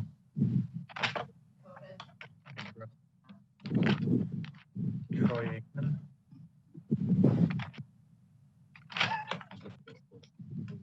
Yeah.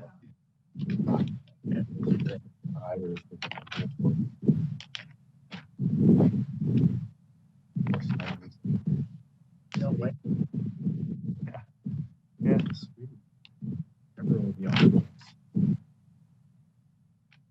That's like metal is just like windmills or erase. That's what I hear. Really? Yeah, about 5 minutes. Yonkers is 5 minutes. All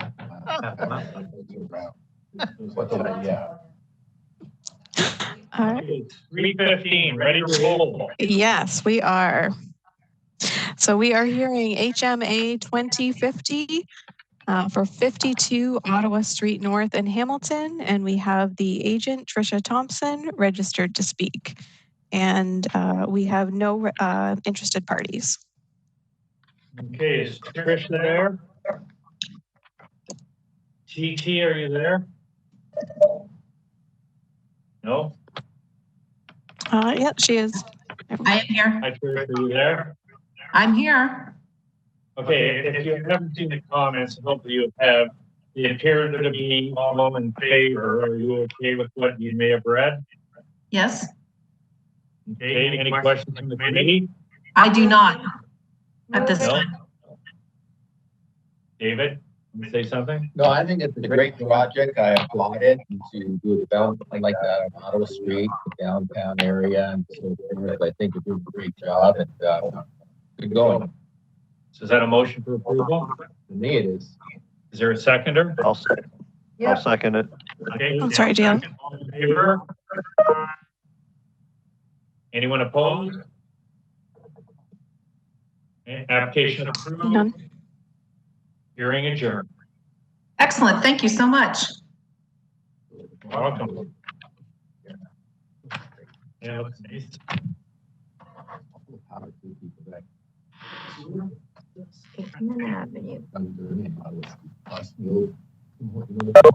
Yeah. Okay, got it. Yeah. Yep. Good. Excellent. Okay. Now we're going to Troy Aikman.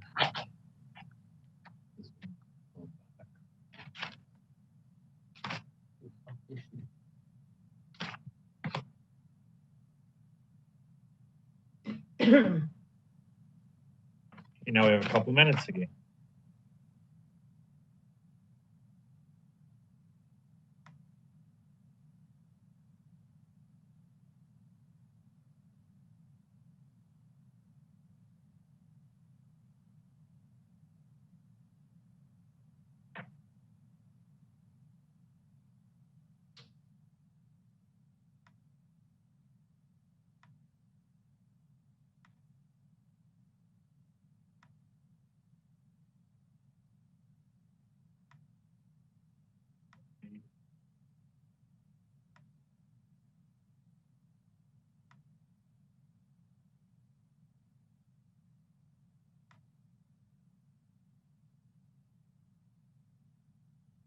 One and two.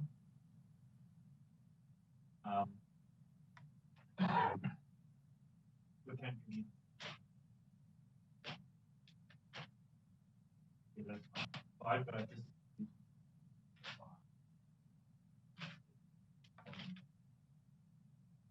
But I probably.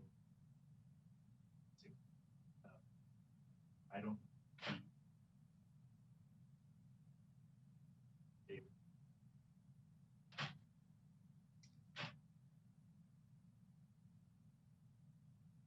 If you have to leave before I get back.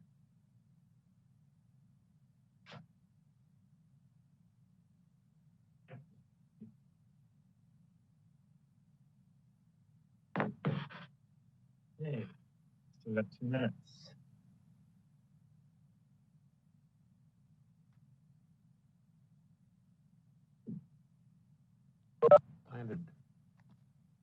area in the cornfield. The squash. Yeah, Barlow, they're not gonna spray it because there's no weeds. I took Roundup and if there was any milkweed or ragweed, chicory, I wouldn't give it a.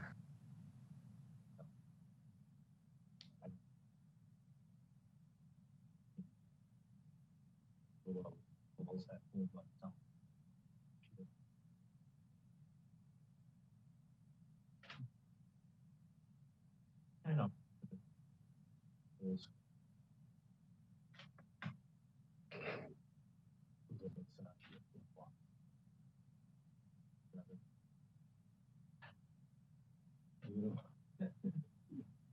You know that.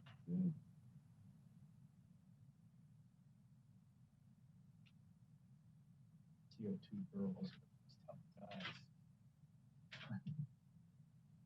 But I really think pretty good. I got worried. All right. They go. All right, we are all good to go whenever you're ready, Mr. Chairman. Okay, ready. All right, so we are hearing HMA 2060 for 69 Eichmann Avenue, and we have the agent registered to speak, Jeff Jansen. Hey, Jeff, are you on board? Can I hear you? Jeff? Or do we have Marina? Oh, Marina, I think this is Marina. I'm not sure who Jeff is.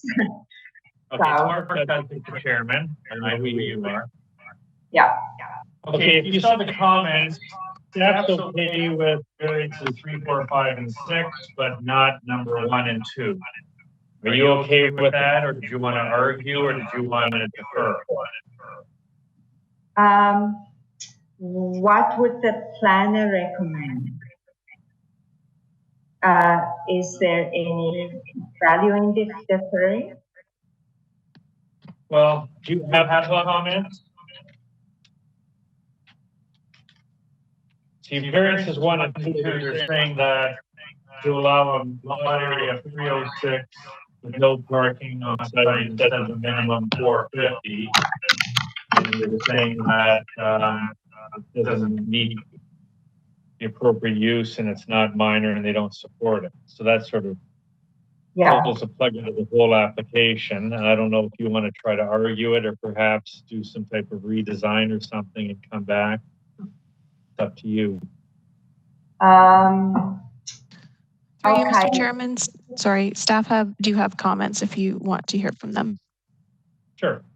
To the committee through the chairman, staff's main concern was the number of parking spaces for the amount of units for the additional 4th unit in the multiple dwelling. And that's why we weren't supportive of variance 1 or 2. So it's up to the committee if they'd like to move on with the application. I will also note that there is a variance for the fire escape, which isn't really associated with the added unit. So if you could also approve that if you felt that was necessary. Can I comment on the parking? It says that there is now parking. However, if you look at the site plan, you can see there is a parking spot in the front yard, which could be made into, then we kind of hit the 50% landscape thing, but we could come to the committee having shown that as 2 parking spots.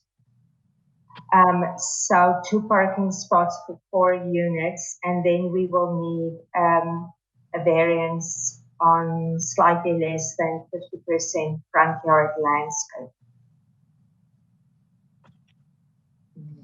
That would require, Mr. Chairman, would that not require this coming back then? But to modify the variance in such a manner? And add the 50% allowance for landscaping or front yard coverage?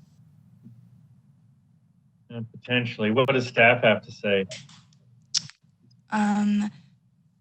Sorry, am I on mute? Through the chair to the committee, is the applicant referring to the existing driveway on the property, or would this be an addition to that? No, there is an existing driveway. You can see it actually goes all the way to the front yard, but the width towards the back was not enough. I know you don't really support tandem parking, but there is an existing, it is at the moment 3 units. We are just asking, so yes, 2 cars are parking there at the moment. I just know if you go by the book, we need to also deal with the front yard requirements, but we could ask for 2 out of 4 spots. 2 and 5. Through the chair, I don't think staff would be supportive of reducing the landscaped area in the front yard, as that's typically, we're not supportive of that. But without reviewing an updated site plan, it's hard for me to say for sure what we would be supportive of. And would you support tandem parking for 2 cars? Through the chair to the applicant, no, we're not supportive of tandem parking for different units. Okay, so we'll come back then with 1 out of one spot. We'll try again. I don't really want to let this go because, I mean, we cannot have the basement apartment without sorting out the parking issue, right? So. Okay, so you're suggesting that it be tabled so you can redesign a bit and try to make it last. Yes, we'll come back and we will show all kinds of things like parking in the area and public transit and whatnot. Okay. So Motion we'll for adjournment? Yep. Okay. Favor? Yep. Okay, we'll see you in Rena. Okay, thank you. Bye-bye. Yeah. Yeah.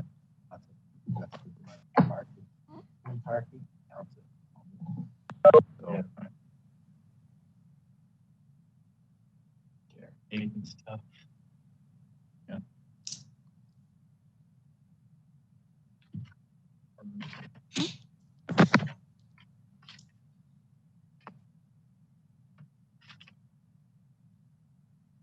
Ready for Barnesdale? Yes, so we are hearing HMA 2061 for 106 Barnesdale Avenue North. And we have the agent registered to speak, Vlad. Okay. It appears from the comments that the city seems okay with everything. However, there was a letter from Robert Portland at 24 Edwards saying that he is not in favor of the application. Is there anything the applicant wishes to say? Applicant?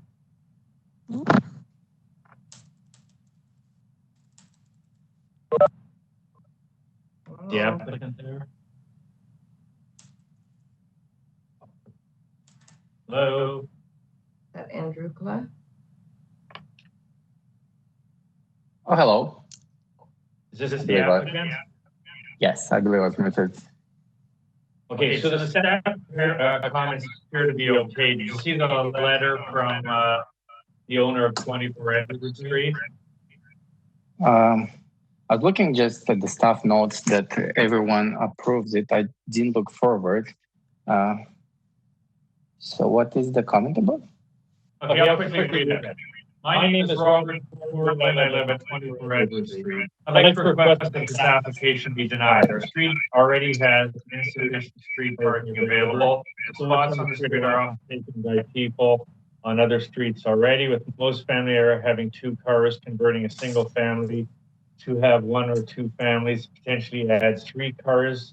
With overcrowding of parking on both sides of the street, on Lottridge, where traffic is constantly caused for cars to flow in both directions, potential of the city deciding to make parking on both sides of Burndale will probably happen, causing further gridlock in what is already a quiet family neighborhood.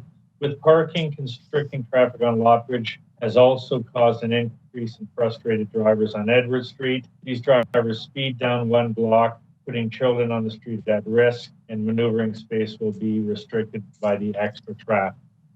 So they're saying that what you're doing will just compound the traffic problem. I really don't believe it's going to be the case, but also if you're going to look at the site plan, I have a garage, which is one parking spot, and I have enough space in between the garage and the property, which is going to fit the second car. It's just not according to the legal size. So, but physically there's a car parked right now. So I actually physically do have the 2 parking spots. It's not according to all the rules. So it's not going to influence in any form the traffic, I believe, in the street. Okay, staff seems okay. Is everyone else okay? Questions, motions? Question. Nancy? Just want to clarify something if I could through you. Somewhere in the documents, it reads that there's actually a unit in the basement, a unit in the attic. And does that mean there is a 3rd unit on the main floor? No. No, at this point, there is only 2 units. Number 7, the proposed dwelling units consist of 1 dwelling within the basement and 1st floor. Okay, got it. And the second one on the 2nd floor. Okay, got it. Sorry, my error. So we just split it in half. So the 2nd floor and attic it's 1 unit, and 1st floor and basement the 2nd. Okay. All right. Mr. Chairman, I'll move it. Go ahead. You move it, Bob? Yes. Second is Sir Waddick. All in favor? Opposed, anyone? Okay, approved. Hearing adjourned. Appreciate it. Have a wonderful day.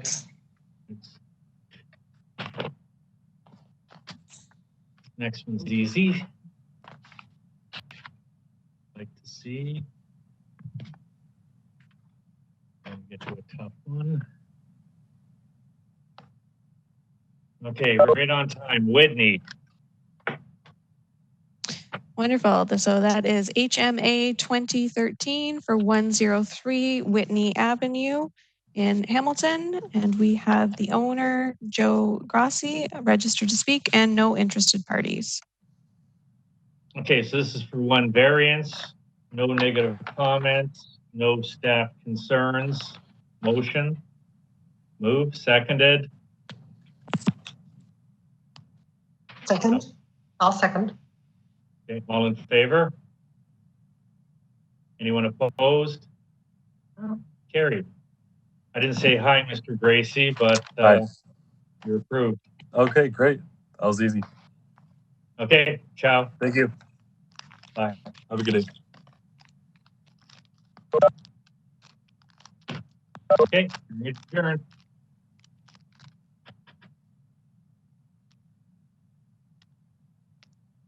Now, do we have a grinding halt coming up? We're getting into the grinding halt jurisdictions. We have a couple minutes anyways. Wait.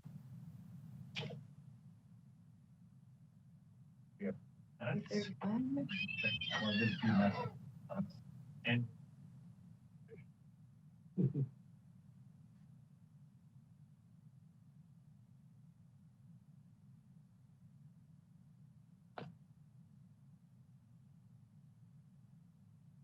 And then they have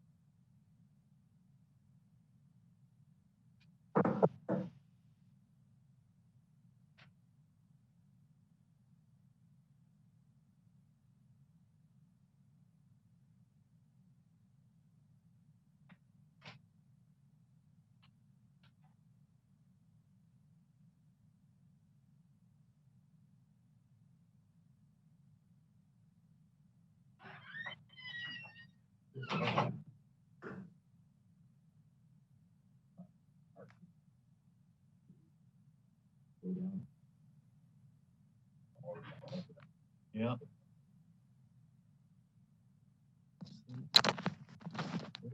One minute.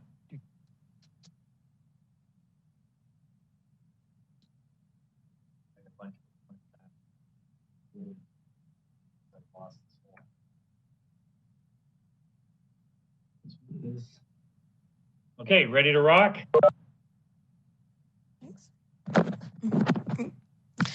Yep, so we have HMA 2054 for 54 Broadway Avenue in Hamilton. And we have the agent, Clinton Archer, registered to speak, as well as Gracie Matthew registered to speak.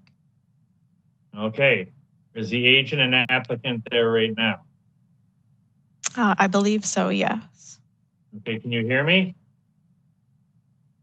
Wait, is it not 50 Broadway? 50 Broadway, yeah, she said 50. Oh, okay, okay then. Oh, sorry, did I say it wrong? Oh. Yeah, no problem, no problem. Just want to make sure. Okay, no problem with the 50 to 54, but problems with the staff comments saying they're not in support. What do you have to say that might persuade the committee otherwise? Well, right now it's an existing dwelling. We're proposing a second floor addition. The parking arrangement, unfortunately, is existing driveway that can only support the vehicles the way the site plan has been dictated. There is no front yard parking. It's a long, narrow driveway existing, as you can see in the site plan, with 3 spots. Based on the addition, the required parking is 4, which is we require a reduction to 3. Unfortunately, it's an existing dwelling, existing bungalow. We can't arrange parking any other way. We are not permitted to park in the front of the building. So, you know, the 3 spots are basically sitting in the existing driveway. And then the parking count is based on the habitable rooms, which the city has deviated the habitable room as a count of 11. So hence, we're asking for a reduction to 3 spots where the city requires 4. Maneuvering space is kind of impossible unless you turn around in the backyard, which we don't want to eat up the amenity space. Allows them to have a functional rear yard. The 2 required park space shall be unobstructed instead of unrestricted freely. Again, based on the current driveway, that we can't meet those requirements. The other, well, again, 1 parking spot, unfortunately, is deviated in the front yard, because the driveway comes in straight along the, I guess, to be the south side of the building. So basically, it's an existing condition because of a second floor addition is triggering the variances for the parking. Hence why we're asking for the variances. Okay, I think probably what some of the concern might be is this is ripe student rental area, and extra floor could mean extra students, i.e. extra cars. That's correct. Personal opinion right now is I don't know if there'll ever be a student housing problem if everyone's going to be doing universities online in the future. And well, we have to look at down the. I know what you're saying, but we have to look at the case by case study, right? Is this a owner occupied house or is it a student rental? It's owned by 3 individuals. Okay, and their 3 daughters will be attending McMaster. Okay. So the 3 fathers bought a house for their 3 daughters to live there. So it's owner occupied by the owner's 3 daughters. Got it. Okay, so technically it's not a student rental. No, so the individual owners that you see on the application, each one of their daughters is going to be living in this home while they're attending McMaster University. Okay. David, you have a question? Yeah. So the staff has asked maybe a reduction in the habitable rooms. I don't know if that's something that can be done. Excuse me, what was that? Reduction in the habitable rooms. Can you reduce the habitable rooms? I didn't really hear that clearly. A reduction in the habitable rooms. Is that possible? It is possible by taking out a wall, yes. Again, you know, if it requires it coming down to, because I think the ratio to meet 3 parking spaces is how many habitable rooms, do you recall? Maybe the city staff can elaborate on that. To meet 3 spots, what would be the habitable room count as per the bylaw? If the city representative could maybe give us that information. Yeah. Go ahead. Through the chair to the committee, after 8 habitable rooms, each additional habitable room requires 0.5 parking spaces. So 9 and 10 habitable rooms would require 3 parking spaces, and then the 11 is technically 3.5, but it rounds up to 4 parking spaces. Oh, so we're If we got down to 10 rooms instead of 11, then you wouldn't have an issue.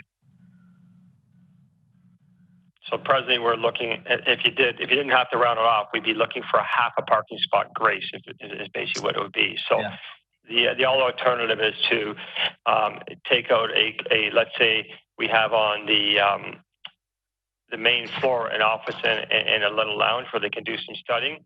If that became 1 room, then we would be 10 habitable rooms. Then we wouldn't need a variance for the 3 spots, but we still need a variance for the other parking conditions, basically. Yeah. Right. Yeah. So what it's down to, I guess, is the condition about removing one of the habitable rooms. And then there's less variances to try to convince us to support. Is that a possibility as a condition? We don't have a problem. Like, you know, like we're going to need 3 spots regardless for the 3 daughters. You know, so we were just looking at like the reduction to meet. But again, if we have to take out a wall because they can't, you know, like the office lounge where they can study. Okay, if they have to share the common area of that study area, then you got to take a wall down. Then it is what it is, right? I mean, you know, if it's going to make the a motion to pass with a condition of 10 habitable rooms, then we have to abide by that, right? Okay, but in another perspective is, given what I've heard so far, and that this is a bit of a unique situation, and it's not a huge variance, you potentially keep it the way it is. I don't know what the rest of the committee thinks, but I'd love to hear if there is any concern. Anyone have any concerns? Yes, could I make a comment? Sure. I know we've been talking about 3 daughters living here, but there are 6 full bathrooms in this place. So I think we're probably realistically going to have more than 3 people living in the house. So we have to look at that as well. There's a possibility for more cars associated with the house. So yeah, if it's reduced to 3 parking spots, then it makes it better. But just to be clear, there is room for 6 residents in the house, possibly with cars. So just sorry. Comment. Through you, Mr. Chair, we also have Councillor Wilson, who wishes to speak, and staff also wish to speak again as well. Okay, Councillor first. Go ahead.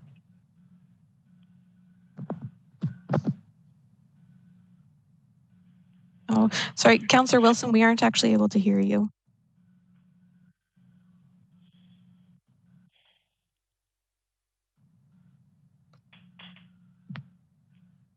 Maybe we can speak to staff or No, sorry, we're still not able to hear you, Councillor Wilson. So is the city staff's concern is if there's an additional friend or student at this particular dwelling, that their concern is the parking of people parking illegally? Would that be the concern of the city? Through you, Mr. Chair, to the applicant, I just wanted to clarify that staff is not supportive of any tandem parking. So even the 3 parking spaces we wouldn't be supportive of, and in tandem.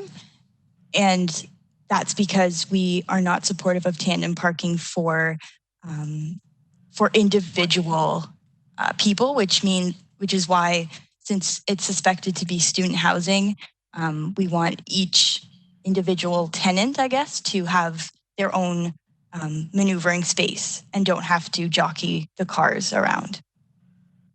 Yeah, I understand that fully, right? What you're saying, right? But the school is in walking distance, so if the 3 girls are there, they're probably going to walk. We're looking at this at, they bought this house for their $3 when they're done school. In the next 4 years, they're probably going to sell this as a residential home, obviously. So you're going to have the 3 tandem parking, regardless of the issue. The issue is because we're applying for a building permit has triggered the variance because of the habitable room count, which has triggered the parking issue. That obviously the only way to park is in tandem because we can't put a parking lot in the rear lot. That does not make sense, correct? Yeah, I understand. Through you, Mr. Chairman, Councillor Wilson had stated that she supports the staff recommendation to not support the variances. Just messaged me. And I believe Nancy has comments and Thomas as well.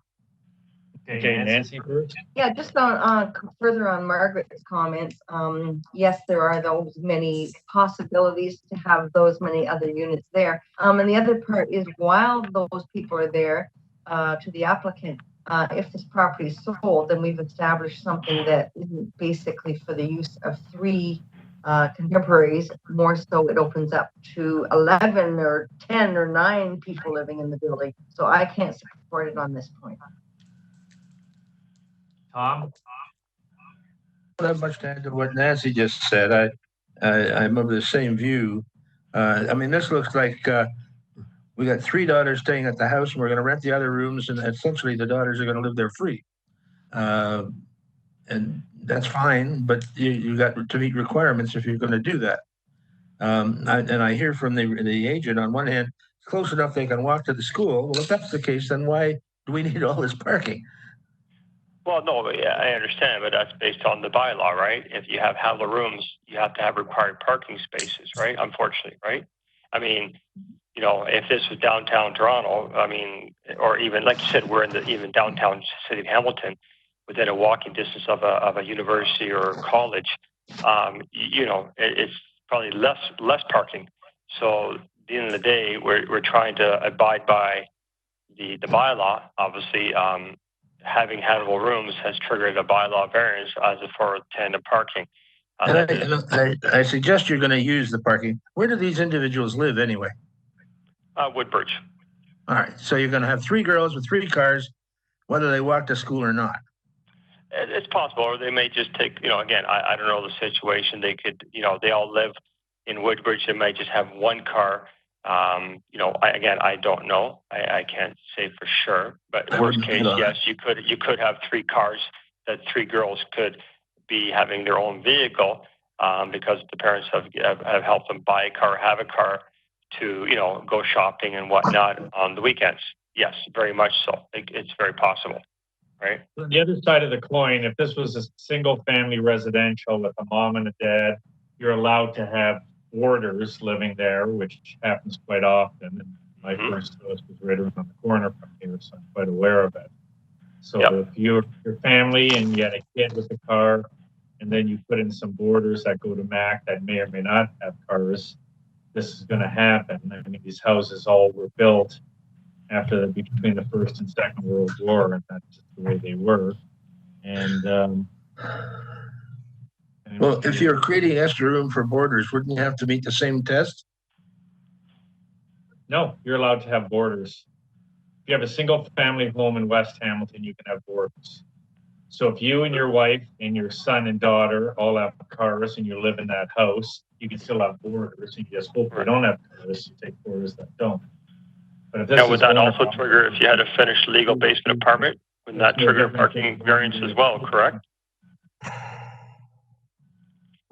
Anyways, go ahead. I understand the rationale behind everybody's negative points to it, but as per your comment there, this could be the same variance if I was buying it as a single family. Like, let's face it, today's housing market, if I was a single person or parents, a young family that was looking at some secondary income to support their mortgage, they could have a border, or again, I'm asking the question, you could have a legal basement apartment, which could trigger a parking variance as well, correct?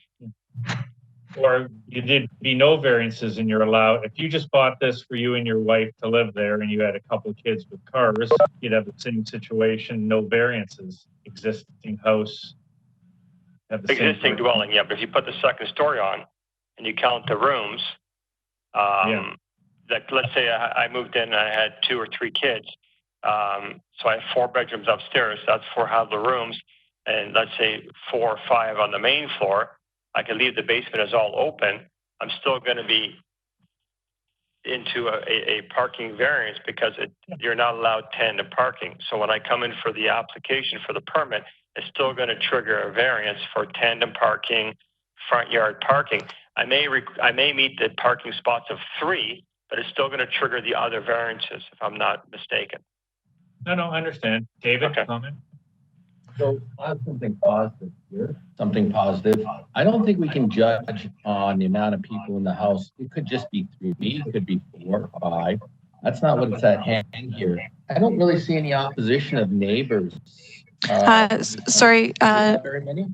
Yeah, we do have an interested party, so I'm not sure if they are in opposition or in support. No problem. But saying that this is somewhat owner occupied, if the owner's daughters are going there, that's a better situation than it probably was prior last year. Having a child there and creates a little bit more responsibility with 3 of them. So at the end of the day, I mean, reducing it to 10 habitable rooms, I don't know if I really don't have that big of an issue with it because of this circumstance. I just wanted to feed my thing, and I'd like to hear from the opposition. Usually on these applications, you get a ton of neighbors in the area saying, "Oh no, student housing." But I'm sure this has been discussed well in the past, where they have more opposition. Mr. Chairman, so we do have Bob who wished to speak, and then we still have the interested party to hear from as well. Okay, Bob. Hi, Mr. Chairman. I'm prepared to move the staff recommendation at some point. I understand the attempts to try and get around things, but I'm really not comfortable knowing that it's student housing, knowing that it's Westdale where there's continually been a problem. In the midst of this pandemic, there may not even be the long-term need for this. And I just think that we're looking too much at this from the wrong perspective, and I think that we're going to have to go with staff's position on it, and I'm really not comfortable providing the extra parking. So at the appropriate time, I'd like to make the motion. Camila? Okay, so we have Gracie Matthew registered to speak, and I'm just going to find them. Did I meet the bylaws?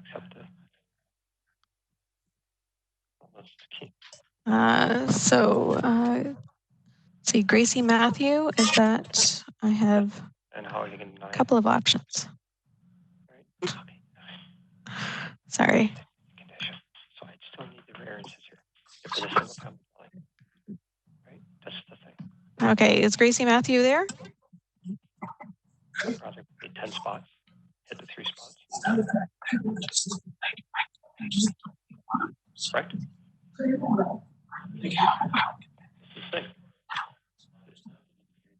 The variances you can still need no matter what you do here. Okay, sorry, is this Gracie Matthew?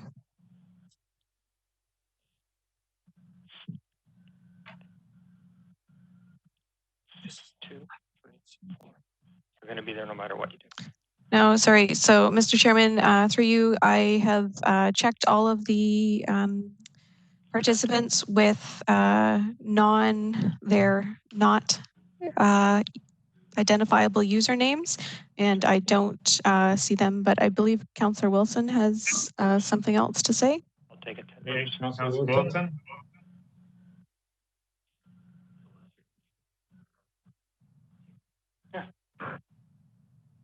Oh, sorry, Councillor Wilson, we're still not able to hear you. Sorry. Am I allowed to make a comment? That's the thing, you still have 2, 3, and 4 are going to be there no matter what I do. Right, because this is a single family dwelling, like we said. Right now we have 4 up here. So Councillor Wilson is... and 2 rooms downstairs. So I'd be no, 10. sorry, we still can't hear you. So that'd still be 10 rooms. She does say that she has comments about the neighborhood issue. Okay, anyone else on the committee or motion? Mr. Chairman, Dale here. I will second the motion Bob made. Okay, so Bob's been moved for denial, seconded by Dale. All in favor of the motion for denial? I'm making a motion about the delegation. Anyone opposed? David's opposed. David, and anyone else? Okay, application denied. Hearing adjourned. So the application denied? Yes, it is. Okay. Thank you very much. Thank you. Thank you. Good night. It's very strange. Oh, I can hear you now, Councillor Wilson. You can hear me now. Oh, that's good. Story of my life. Okay, it's been denied, and I think that's what you wanted to. Yeah, so you didn't want me to go on my rant about the issue of neighborhood test when there's no neighbors. Okay. 3 more in your area here, you got time. Oh boy. Okay, so we are all set for HMA 2062 for 7 Orchard Hill in Hamilton. And we have the agent for the file, John Witten, registered to speak. Okay, Mr. Whitten, are you there? I'm here, Mr. Okay, I don't know if you've seen the comments, but they appear to be supportive. Yeah, I concur with. Any questions? No question. I concur with the staff's report, and I compliment you on doing this Zoom meeting. I'll move it. Okay, Nancy seconded. I'll second it. Okay, all in favor? Opposed? None. Application approved. Hearing adjourned. Thanks, Mr. Chairman.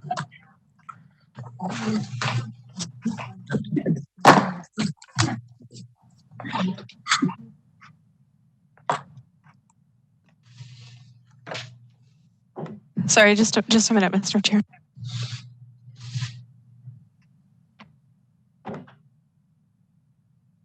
You gone? Yep.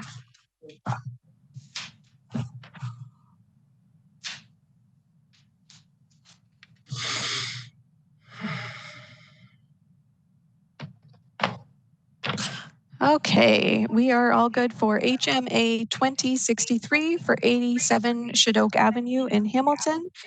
And we have the owner registered to speak. It's Anthony Camara. And I believe I saw him earlier. Yeah, Anthony, are you there? Yes, I'm here. Thank you very much, committee. Appreciate you taking the time. I am here. Can you hear me? Okay, so the comments that I'm reading from the staff appear to be supportive. Does the committee have any questions or concerns, or the counselor concerning this particular application? No? No, move it. Motion, okay, motion Nancy, seconded. I'll second. Okay, all in favor? Opposed, none? Application approved, hearing adjourned. So are we okay that I'm good to go forward? Yeah, so that was the approval. So there is still the 20-day appeal period. You're done, my friend. Okay. Do I have to do any kind of appeals, or that's just I wait 20 days and then it's good? Yeah, so if you're building, you have to wait 20 days before you can apply for your building permit and get your final and binding letter. Awesome. Thank you so much, everybody. I really appreciate that. Okay, ciao. Have a great day.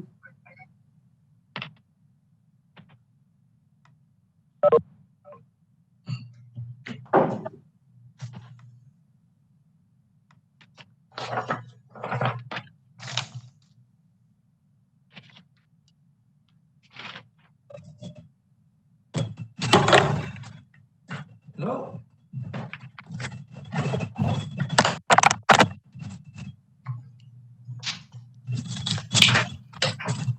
I'm good whenever you are, Mr. Chairman. Okay, we've received the heard of vote for the again. Sorry, I couldn't hear you. I just said reading the heard of council vote for the again. Yes. Thank you. Ward 1's in the house. I grew up on Winston Avenue, so I know this well.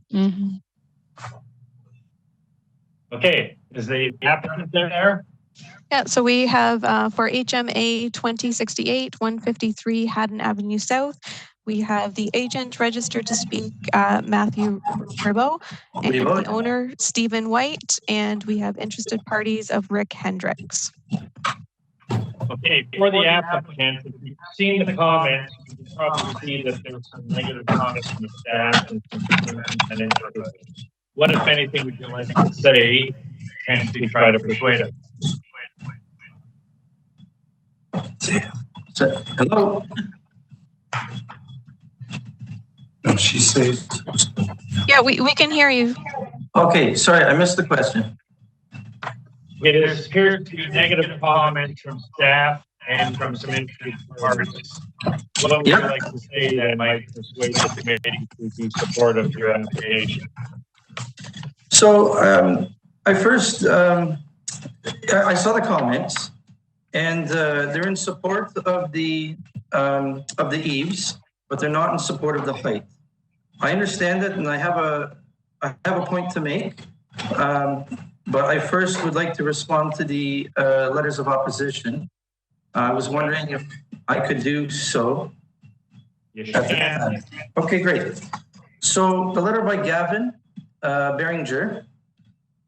Mr. Beringer claims that there are several individuals renting rooms, dirt in the yard, garbage debris in the rear and front yards, eaves trough clogged with weeds, proposed driveway to access the proposed garage would be unsafe, claims that the proposed garage would be used as a dwelling unit, eaves encroaching too close to the property line, and increased number of rodents due to excessive garbage. So it's clear that most of these concerns are not related to the proposed variances requested, but rather have to do more with property standards. We believe that the proposed driveway is far enough away from the intersection at the corner of the property, and staff would agree we comply with the minimum standards. The garage should also help keep any garbage currently stored outside indoors so that rodents can't get into it and spread it around the yard.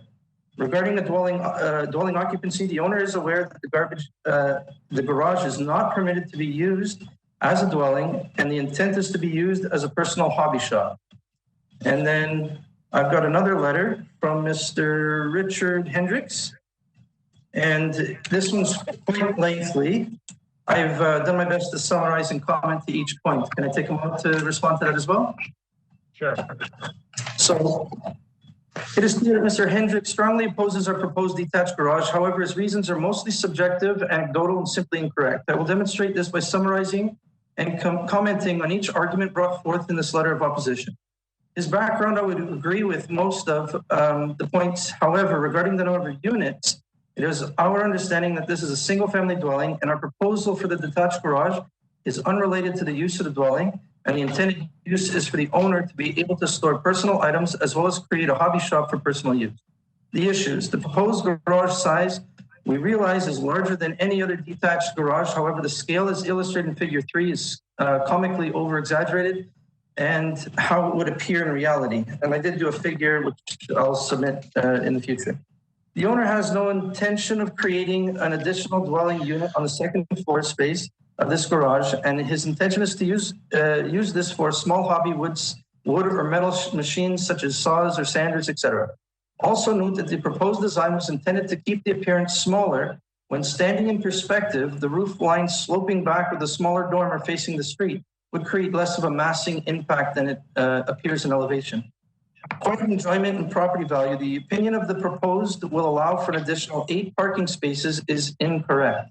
The bylaw states the minimum required parking spaces, and as such, we would only be able to fit 1 space in the garage and 2 spaces on the driveway, which we're willing to reduce to 1 space on the driveway if that's favorable. Regarding the maximizing the exterior yard space, this is actually why we chose to propose the detached garage towards the rear of the property to maximize the enjoyment of the rear yard space for the dwelling occupants. The intention of the windows is not to impede on the neighboring lot's privacy, but rather to maximize sunlight inside the garage. However, we were already planning on changing those windows facing the lot lines to skylights in the roof line instead. The estimated reduced property value is completely subjective, and I have to ask Mr. Hendricks, would be of the same opinion if this garage were to be attached to the dwelling instead of the detached as currently proposed. Driveway access safety, the claims presented are anecdotal, and Transportation Planning Department lays out the minimum requirements. And what we are proposing is further from the corner intersection than if we were to attach the garage to the dwelling, while still meeting the minimum requirements set out by the municipality. Also, if we were to attach the proposed garage to the dwelling, that would require us removing one of the trees in the boulevard, which we're trying to avoid. We're trying to situate the driveway in between the 2 existing trees. Opportunities. Although we are aware, opportunities. Although we are aware that we can redesign so as to comply with the bylaw requirements, it would not meet the needs of the owner and the proposed use. Our justification is that we tried to push the detached garage as far back into the property and away from the dwelling to maximize yard space, designed with the intention of appearing smaller. With the style of roof design, we realized that the proposed height is a little larger than was typically approved. However, we are also considering the fact that we have the ability to comply with the zoning bylaws if we make this an attached garage, which would be no different, and we wouldn't require minor variance. So our justification is that we believe that this would improve the property value, our proposal, than if we were to make it a single or double car garage attached to the dwelling unit itself. And that is, so with that response to the 2 letters, it also responds to the staff comments. I understand that we're asking for quite a substantial difference, especially in comparison to what is usually granted.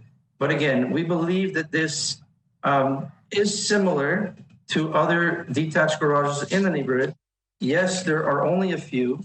However, again, we intentionally designed the roof in such a way that it would have a very little overall massing impact. It's pushed back. There's lots of foliage, especially with the boulevard trees.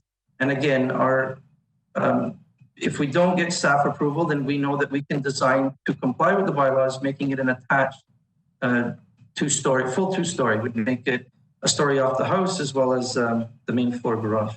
So that is our position and response to the staff comments. Thank you for your time. Thank you. Do you have a comment? Mr. Chairman, can you hear me? Yes, I can. Thank you. I'm just picking up a little bit of an echo from you, so I apologize. No, I just would like to, of course, I am always going to be here on behalf of this community. You are familiar with it. You just referenced your birthplace, the nature of the built form, and I am a lover and a promoter and a protector of the built form in this particular part of our world, which has been long neglected. So I'm afraid you're probably going to be seeing too much of me. I would just like to point the committee's attention to the sentence. The variance is not desirable for the development. It's not considered minor, and staff do not support it. And I'm very much in support of staff's recommendation on the first variance. Thank you. Staff, I make sure the committee members have anything they wish to say.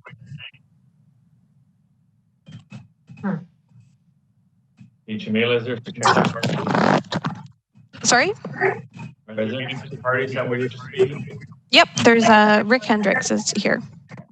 Okay, if you let Mr. Hendricks know that we've read his letter, so he's welcome to add anything or respond, but he doesn't have to do the whole thing in front of us.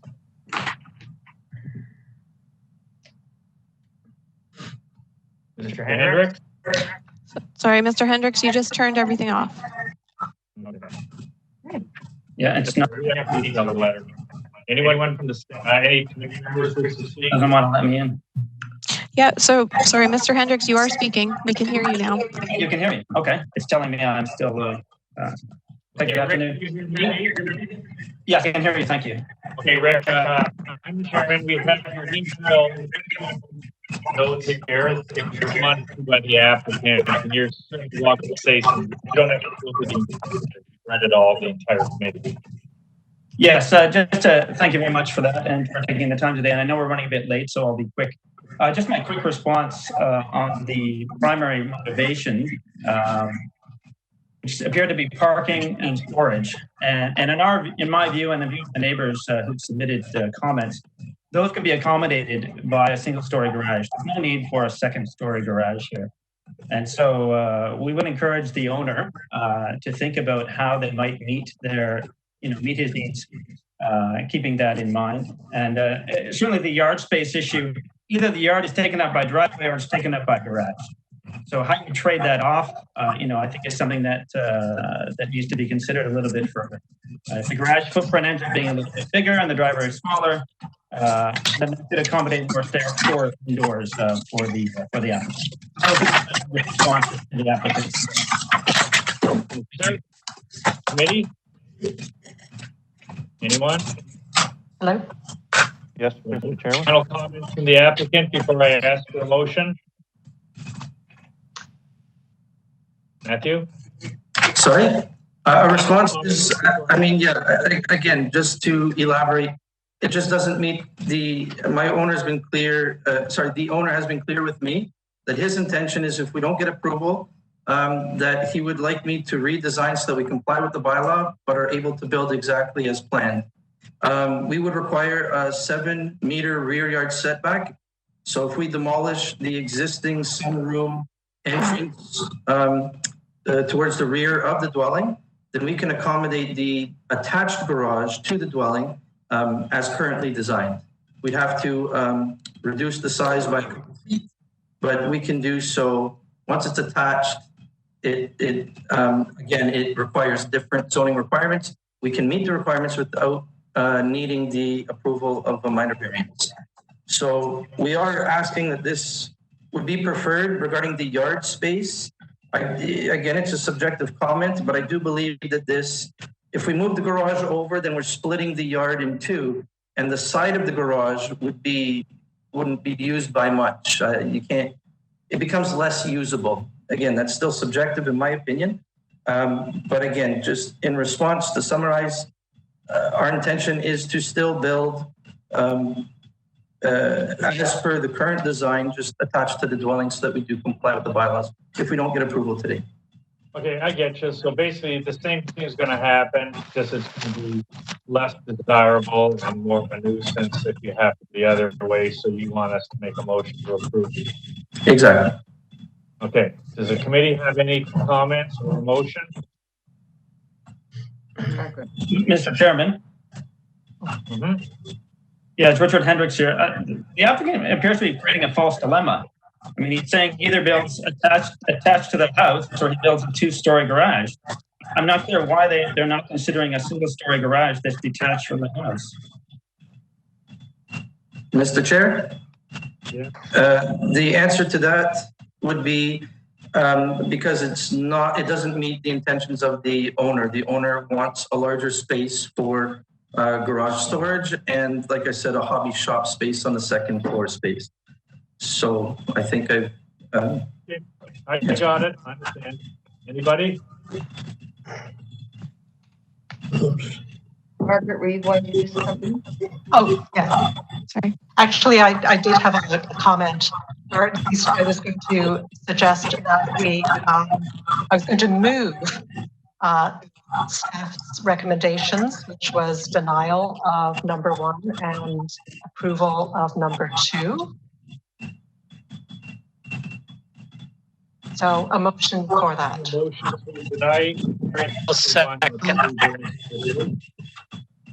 Yes. Sorry, I'm just having a hard time hearing people. So Nancy Margaret made a motion to deny variance 1 and approve variance 2. And I'll second it. And Bob is seconding it. Okay, all in favor? Anyone opposed to the motion? David? All in favor. Okay, so there's two of you. Sorry, David was opposed or he was in favor? He was opposed. Okay. Everyone else is in favor of the motion? I can't see everyone. So what's the count, Jamila? Sorry. Okay, so we had Bob in favor, we had Mel in favor, we had Vern in favor, and we had Nancy in favor, and we had Margaret in favor, and we had Thomas in favor, and we had David opposed. Okay, is that correct, everyone? Dale was in favor too. Oh, and Dale is in favor? Oh, sorry, Dale has his camera off. Okay, so application approved to approve variance 1 and not variance 2. No, the other way around. To deny number 1 and approve number 2. Right. Right. Okay. Hearing's adjourned. Thank you all. Thank you. And the garden center. One more garden center. Okay, and I'm ready to go whenever you are, Mr. Chairman. Ready right now. Okay, so our last file is HMA 1959 for 1579 Main Street West in Hamilton. And we have the agent registered to speak, Caitlin Crowley.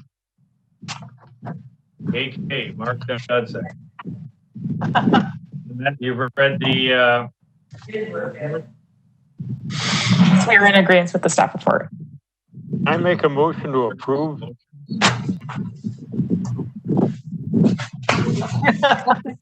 And seconded by Nancy.